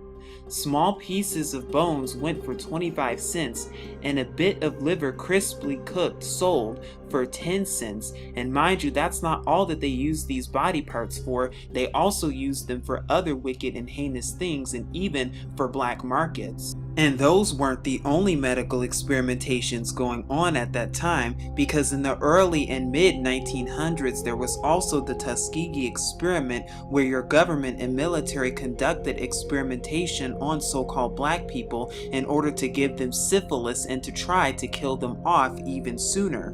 But that wasn't the only way that they were trying to wipe out the Hebrew population, because there was also Planned Parenthood as well, under the guises of Margaret Sanger, the program's founder. And in case you did not know, in a 1939 letter to Dr. Clarence Gamble, Margaret Sanger describes what's known as the Negro Project, where she planned to use Planned Parenthood as a method and as a means of wiping out the Hebrew population, and the way that they would do that is through abortions and placing abortion clinics in Hebrew neighborhoods, and doing so in order to attempt to exterminate the Hebrew population, as well as to make the Hebrew women not be able to have children. And did you know that so-called black women have the highest rate of abortions in the entire country? And by the way, in case you also did not know, Hillary Clinton also supports Planned Parenthood and has been open about supporting Planned Parenthood. She also supports the extermination of the Hebrew population. And maybe that explains Black Wall Street and why a town that was filled with Hebrews back in the 1920s that was doing so well was then pillaged and raped and murdered altogether, and then taken away all of their goods and all of their black businesses, not to mention children being placed on the death penalty such as George Stinney. But there are even more operations such as COINTELPRO, which is the FBI's program to disrupt the Black Panthers and many other organizations in case of and due to so-called emergencies. Not to mention the King Alfred Plan, which was the CIA's operation to attempt to exterminate Hebrew people via FEMA camps in a major race war and race riot, which is why you're constantly seeing all of these race wars and race riots when it comes to the police brutality. But what if I told you that this has been going on for well over 50 years and is something that's even been going on even today, because many black leaders such as Marcus Garvey, Martin Luther King Jr., Malcolm X, along with many others, cannot do anything to save you or deliver you from your pain and affliction because they cannot deliver and because you're under a curse. And you may be wondering exactly what that curse is. And that is why you had such events such as the Birmingham church bombing happen, where a bombing actually struck a church, but all your ancestors would do is march and protest all about it. But it turns out that here we are once again, even protesting and marching today, once again, how many years later, and it seems as though nothing has changed. If anything, it seems as though it's gotten worse, and the question remains, why is that the case, and why is it not getting better in Hebrew communities and so-called black communities? In fact, why was AIDS targeted against Hebrew people, and why was the drug war created by the Nixon administration in order to target so-called black people, in order to try to wipe them out and to try to exterminate them from being a people to begin with? Why all of these woes? And even worse, why are drugs constantly being trafficked in your neighborhood courtesy of your government and the CIA and all of these other alphabet soup's intelligence agencies? Why are they constantly drug trafficking into your neighborhoods and bringing them there in order to put you into prison and to put your children and your men into the prisons to keep the prison industry high? Because newsflash, white people commit more crimes than any other race of people in America, and that is a statistical fact according to the FBI. So if that's the case, then why are there more so-called black people and Mexicans and Latinos in prison more than any other group of people in the United States? But has anything really changed since back then? Are we really free as America wants us to think? Are you really free as America wants you to think, so-called African Americans, so-called black people? Well, according to Michelle Alexander, not exactly, because her research has led her to conclude that there are more Hebrew people who are incarcerated today than there were enslaved back in 1850, over 150 years ago. So let that sink in for a second. But that's not the only thing. Because did you know that rap music is just a tool that was used to place you and your family and your men into the prisons, which is $1 billion industry, by the way, because even in a secret 1991 meeting, this was some of the things that they talked about and conducted, how they wanted to keep you in prison and keep you enslaved to the system known as America, also known as Egypt. But not only that, because we also see all of the generational curses all the way down, and has it really gotten better is the question, because not only do we have gentrified neighborhoods as well as projects and ghettos and the hood, as well as 99-cent corner stores on every single block and churches on every single corner. And mind you, none of these businesses are owned by your own people, but mind you, these are businesses owned by others who are outside of your own people. I wonder why that is the case. And let's not forget about the educational system that was just set up and designed for you to fail, as well as all of the EBT and the food shortages, poverty, starvation, as well as genocide as we see today, even with the Rwandan genocide, along with many others. And if you think slavery has ended, well, this is simply not the case, because slavery is even practiced today in places such as Haiti and Mauritania, and there's even apartheid in places such as Saudi Arabia, and there are nations such as South Africa that are recovering from their apartheid, which barely ended 20 years ago. And so the question remains, how long? How long must you continue to endure? How long must this continue to go on? How long must we continue to hear "I can't breathe"? How long must we continue to hear about the Eric Garners and the Michael Browns and the Trayvon Martins and the Emmett Tills and the Sandra Blands and the Tamir Rices and the Paul O'Neills? How long must this continue to go on, as well as many others that go on a daily, if not secondly basis? How long must this police brutality go on? How long will this continue to occur in your neighborhoods? How long will this continue to happen in your neighborhoods? And how long until things really start getting better? Because while your government wants you to believe that you're really free and that you really have rights and that you're really a someone, in their eyes you are still 3/5 of a human being. In their eyes you are still worth only 60% compared to everyone else.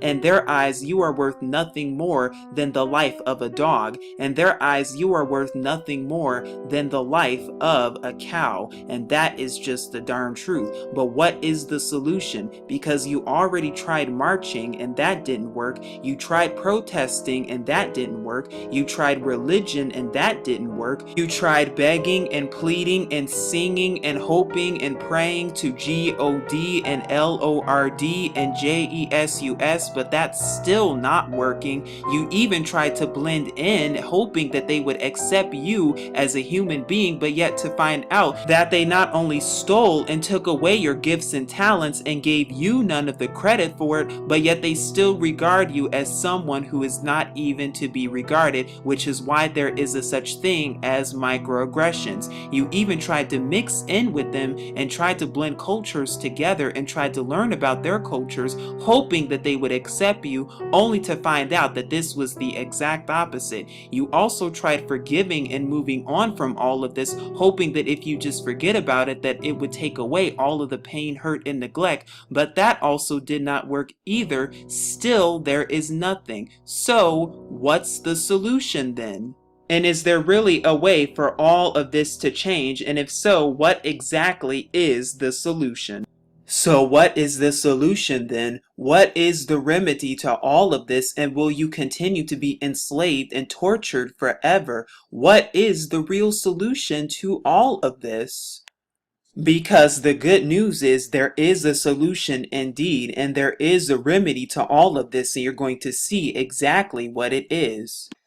And that solution, and the only solution, is to turn from your wicked ways and return to your Abba, your Father in heaven, Yahuwah, because even 2 Chronicles chapter 7 verses 14 says, "If my people, which are called by my name, shall humble themselves and pray, and seek my face, and turn from their wicked ways, then will I hear from heaven, and will forgive their sin, and will heal their land." 2 Chronicles chapter 6 verses 32 and 33 says, "Moreover concerning the stranger which is not of thy people Israel, but is come from a far country, for thy great name's sake, and thy mighty hand, and thy stretched out arm, if they come and pray in this house, then hear thou from the heavens, even from thy dwelling place, and do according to all that the stranger calleth to thee for, that all people of the earth may know thy name, and fear thee, and do with thy people Israel, and may know that this house which I have built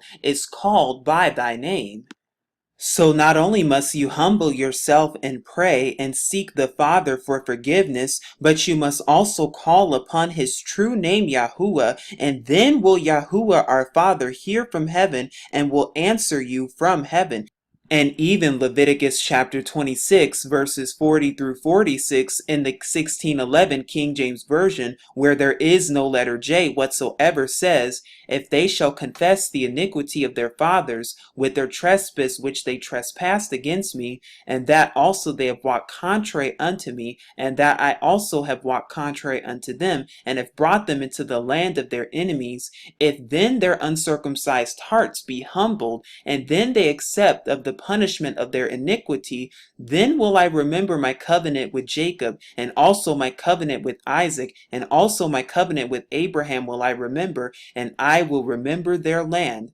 The land also shall be left of them, and shall enjoy her Sabbaths, while she lie desolate without them, and they shall accept of the punishment of their iniquity, because they despise my judgments, and because their soul abhorred my statutes. And yet, for all of that, when they be in the land of their enemies, I will not cast them away, neither will I abhor them to destroy them utterly, and to break my covenant with them, for I am Yahuwah, their Elohim. But I will for their sakes remember the covenant of their ancestors, whom I brought forth out of the land of Egypt in the sight of the heathen, that I might be their Elohim. I am Yahuwah. These are the statutes and judgments and laws which Yahuwah made between him and the children of Israel and Mount Sinai by the hand of Moses.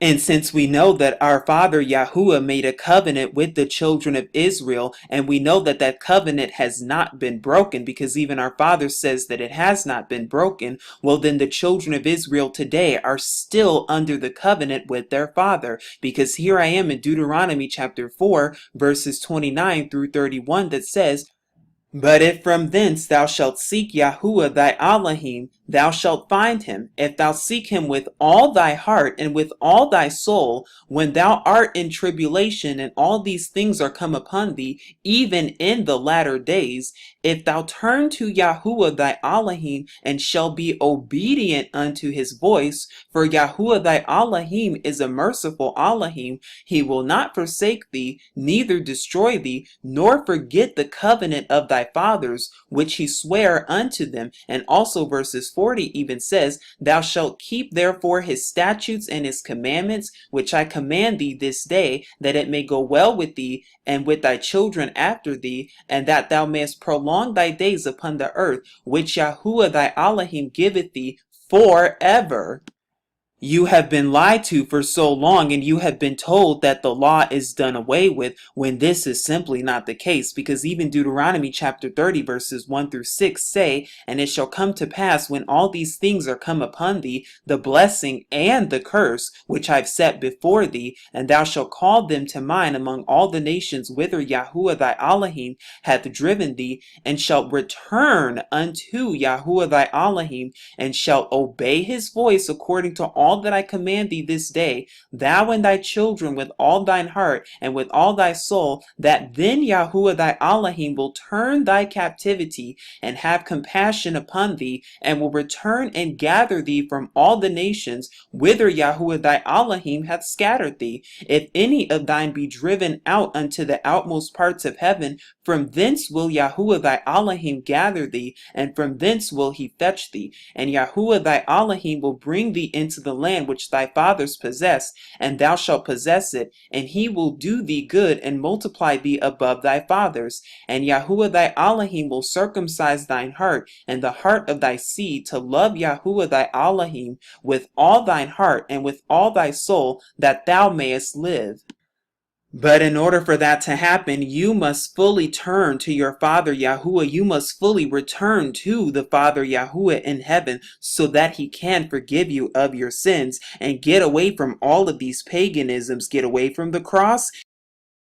Get away from the church, get away from religion, get away from Christianity, get away from Babylon, and stop calling on pagan titles and false names that cannot save, false titles including Lord and God, and false names including Jesus that cannot and will not save, because Yahuwah and Yahuwah alone saves, as well as returning to the law, statutes, and commandments that Yahuwah has commanded you, and even the Messiah, Yahusha, whom the world ignorantly calls Jesus, even says in Matthew chapter 5, verses 17 through 18, that the law is not done away with. He did not come to destroy the law, but rather to fulfill. And just as James chapter 4 verses 9 through 10 says, it is now time to humble yourself in the sight of Yahuwah so that he can lift you up by keeping his commandments and reverencing his name, learning his feast days, doing and following his Shabbat, so the seventh day of rest, as well as crying out to your Father Yahuwah for salvation. Then will all of the blessings that are spoken of in Leviticus chapter 26 verses 1 through 13 and Deuteronomy chapter 28 verses 1 through 14 come upon you and your children. Then will Yahuwah heal your land. Then will Yahuwah turn away your captivity. And then will Yahuwah establish you as the kings and queens that you really are, as the royalty that you really are. But just remember, our Father gives no esteem to no other name except his own, which is Yahuwah, according to Isaiah chapter 42 verses 8. I mentioned earlier, America will be your final captivity if you choose to return to Yahuwah before Judgment Day. Not only that, but just as Genesis chapter 15 verses 13 through 14 and Acts chapter 7 verses 6 through 7 tell you that you would be in a strange land serving your enemies for 400 years. Well, you originally got here according to your enemies in about 1619 when you first arrived here in Jamestown. If you add another 400 years to that, what do you get? You can do the math on that, but it's sooner than you think. The time to repent is now. The time to return to your Father Yahuwah is now. The time to cry out to your Father Yahuwah and return to Yahuwah and follow his laws, statutes, and commandments now, because soon enough the year of Jubilee will be proclaimed. And on that day of judgment will Yahuwah gather you and all of those who are righteous and following the law, statutes, and commandments. It does not matter your skin color. Will he gather and return to Israel? In fact, Hollywood is even telling you who you are, because even in TV shows such as Good Times and Blackish and The Fresh Prince of Bel-Air, where Carlton has even said, "Let my people go," among many others, they are telling you in front of your face every single day who you are as a person. And even from a New York Times article dated back in 1999, a 95-year-old woman has even embraced her Hebrew culture. In fact, your enemies have even told you that Hebrew is in fact your first language. It is your native tongue and not English. But that's not all, because many others are waking up to who they really are. More and more Hebrew people and more of you are waking up to who you are every single day, including even people in the acting industry such as Brandon T. Jackson, who's awakening to who they are, as well as even people at the Olympics who were even wearing Hebrew fringes and clothing that were even spotted there, along with prominent basketball players such as Amari Stoudemire, as well as many African kings who are also returning to Israel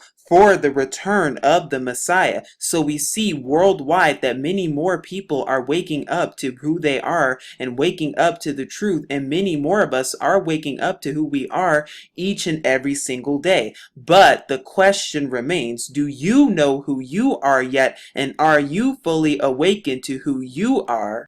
Because now that we know that African Americans are in fact the real biblical Israelites that scripture talks about, but what about all of the others who were scattered across the four corners of the earth? Who else is considered Israel? Because the 12 tribes chart is in fact false.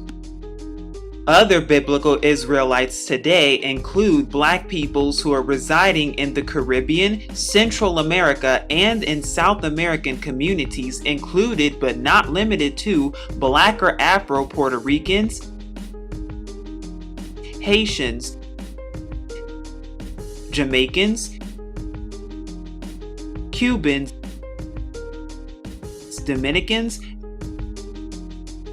Mexicans,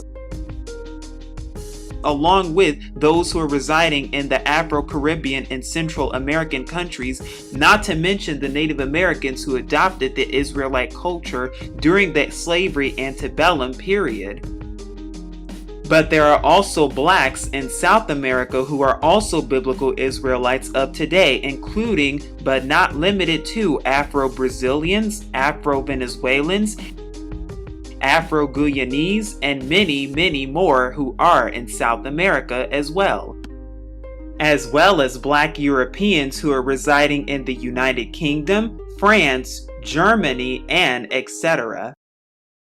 Along with many tribes in Africa, including Beta Israel, Bantu and Khoisan peoples of southern Africa, the Limba tribe of southern and southeastern Africa, the Igbo people in Nigeria, the Ashanti in Ghana, Nigeria, along with southwestern Africa, as well as the Zulu people in South Africa, the Tutsi and the Watusi people in Rwanda and Burundi, the Maasai peoples of Kenya and Tanzania, as well as the Malagasy Jews who are located in Madagascar, along with many more in many other nations and regions.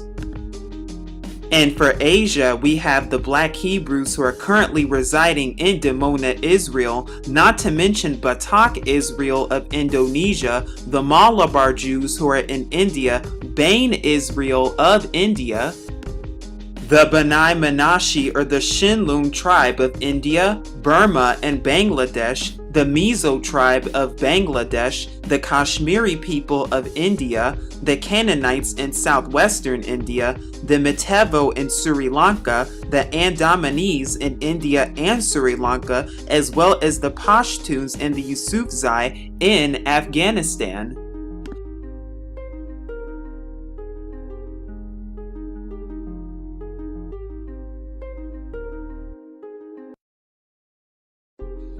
As well as the Pathans who are residing in present-day Afghanistan and Pakistan, the ancient Kaifeng of China, as well as the Suwa-Taisha and the Shinto culture of Japan, not to mention Oceania as well with the Gogodala and the natives of Polynesia, including those who are residing in Papua New Guinea, but not to mention also the Negritos, who are also known as the Jarawa people in India, the Andamanese who are scattered throughout the Pacific Islands, the Semang peoples of Malaysia, and the Mani who are located in Thailand, as well as the Ata, Agta, and Ati of the Philippines, not to mention the Australian Aboriginals, so to speak. And of course, this is just a non-exhaustive list. There are many, many, many, many, many more, but hopefully this gives you a better idea and awakens you to the real truth and nothing but the truth, so you can see who the real biblical Israelites are today. What if you are not so-called African American, and what if you are not so-called black? Is there hope for you as well? Is there salvation if you are white? Is there salvation available to you if you are any other race of people or any other group of people not mentioned in this video? The answer to that question, of course there is, because you can be grafted into the law, statutes, and commandments of our Father Yahuwah through the Messiah Yahusha, because remember the coat of many colors, and this is the real good news of the Messiah Yahusha, that the kingdom is available to anyone. It does not matter your color.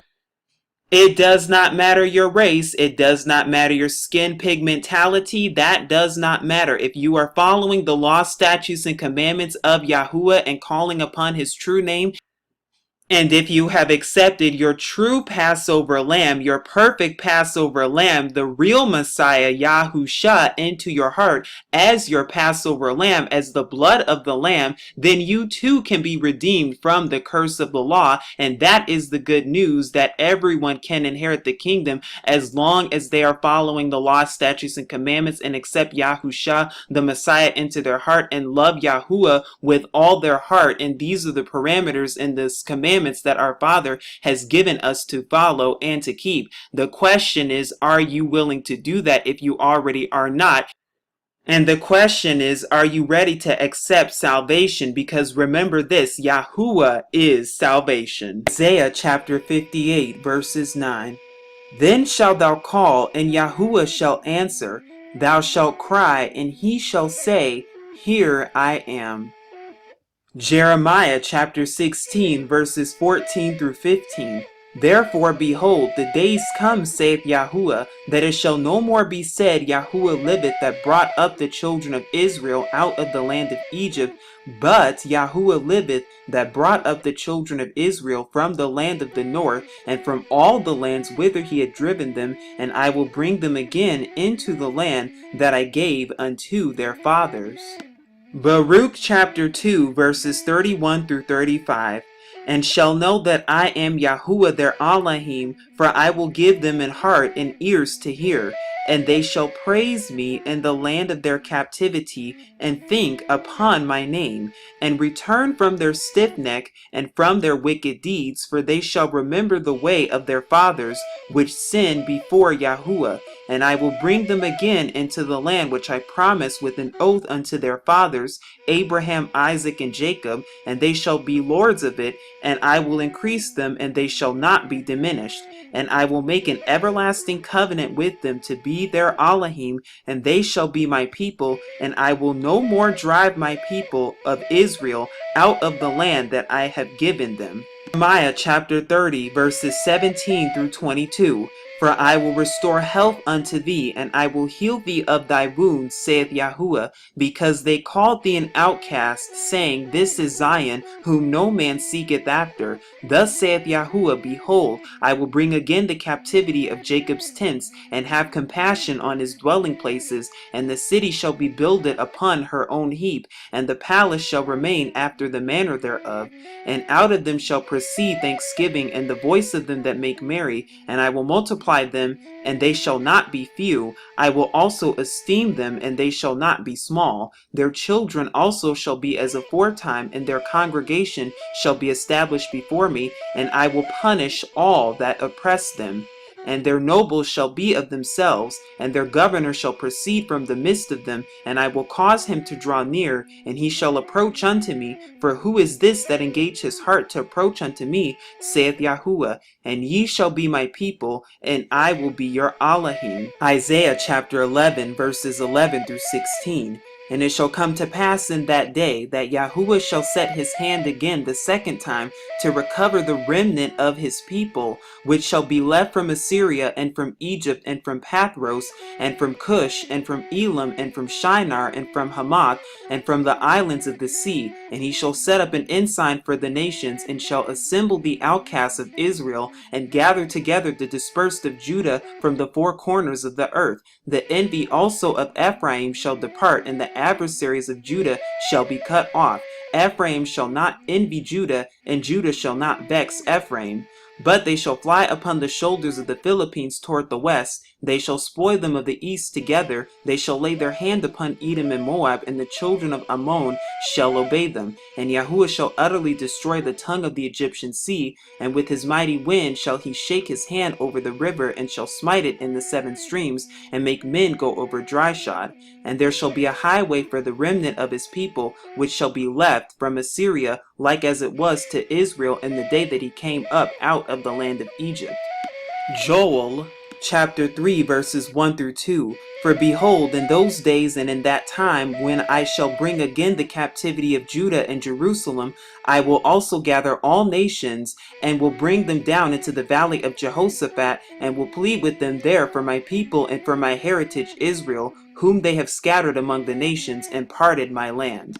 Ezekiel 37:12 through 14. Therefore prophesy and say unto them, Thus saith Yahuwah Elohim, Behold, O my people, I will open your graves, and cause you to come out of your graves, and bring you into the land of Israel. And ye shall know that I am Yahuwah, when I have opened your graves, O my people, and brought you up out of your graves, and shall put my spirit in you, and ye shall live, and I shall place you in your own land. Then shall ye know that I Yahuwah have spoken it, and have performed it, saith Yahuwah.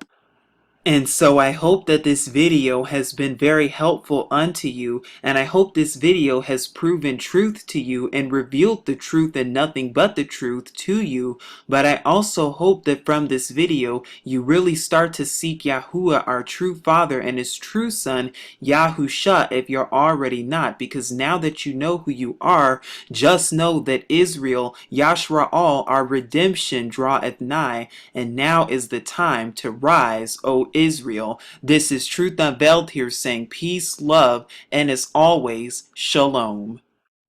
'Cause I've broken free, escaping hell from the plantation on these minds, from the plantation in my life. I found the truth and nothing to lose, but these shackles deep inside no longer held captive in my mind. I'm never going back, no, I'm never going back. I'm never going back, no, I'm never going back. I'm never going back, no, I'm never going back. Never, never, never, ever, ever going back.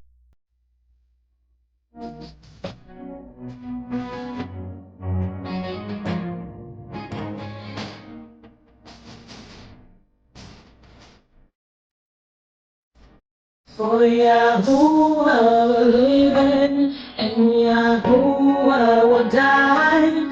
We gon' war, we gon' stand up, lift our hands to Yahuwah. Never again will I go back to man's traditions.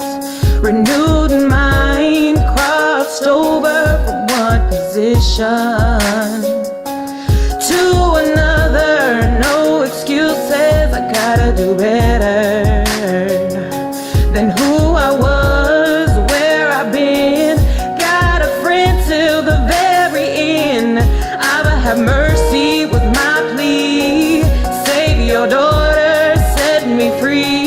He woke up my dry bones, gave me some headphones. Now I'm on this track singing unto thee.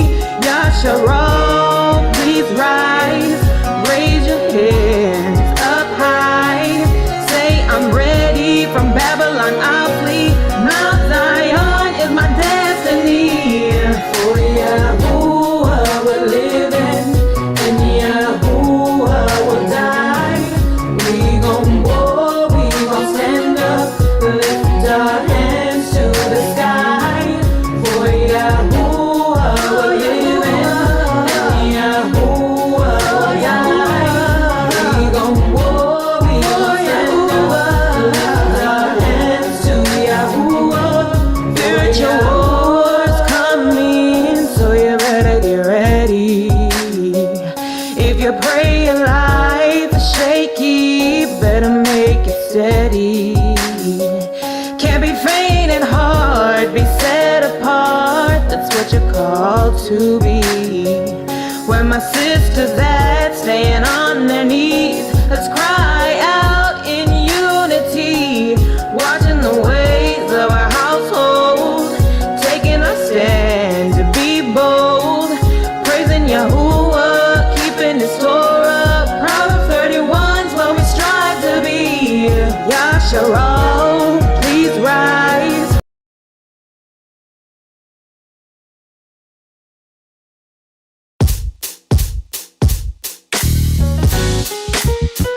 I was thinking, like, our people have been through so much, right?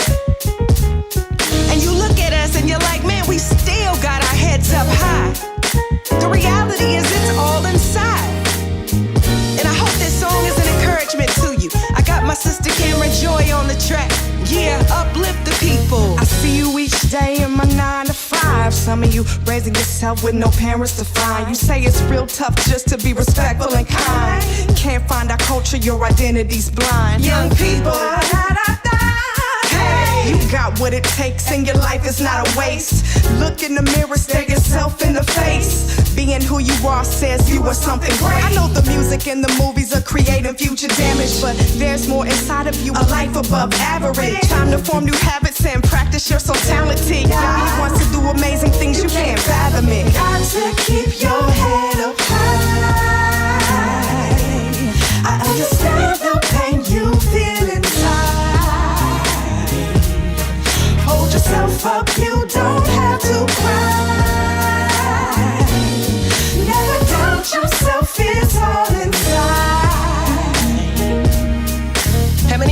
years do we have to see our people struggle? Pretending to care, only dare to protect their bubble. Right. But on the streets and in the places of real trouble, you hear silence from the rich and the famous, the melanated. Good news is y'all created voices like this to speak shalom, peace to the weak. You are strong, fists in the air, together scream unify. We can change the way our people see. Like sister, you are beautiful, handcrafted by brilliance. And brother, you are strong, confident, and resilient. Never put your head down for nobody, regardless if they got money or think that they somebody. Right. We the culture originators. Dang if they would just pay us, but you don't need validation from the plantation. Everything you need is inside. Quit following Satan. Get back to the ways and the days of the ancient. Got to keep your head up high. I understand the pain you feel inside. Hold yourself up, you don't have to cry. Without yourself, it's all inside. Oh, yeah.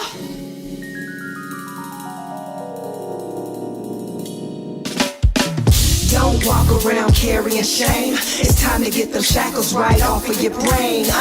You are fearfully and wonderfully made, so keep on doing your thing. Come on, don't walk around carrying shame. It's time to get the shackles right off your brain. You are fearfully and wonderfully made, so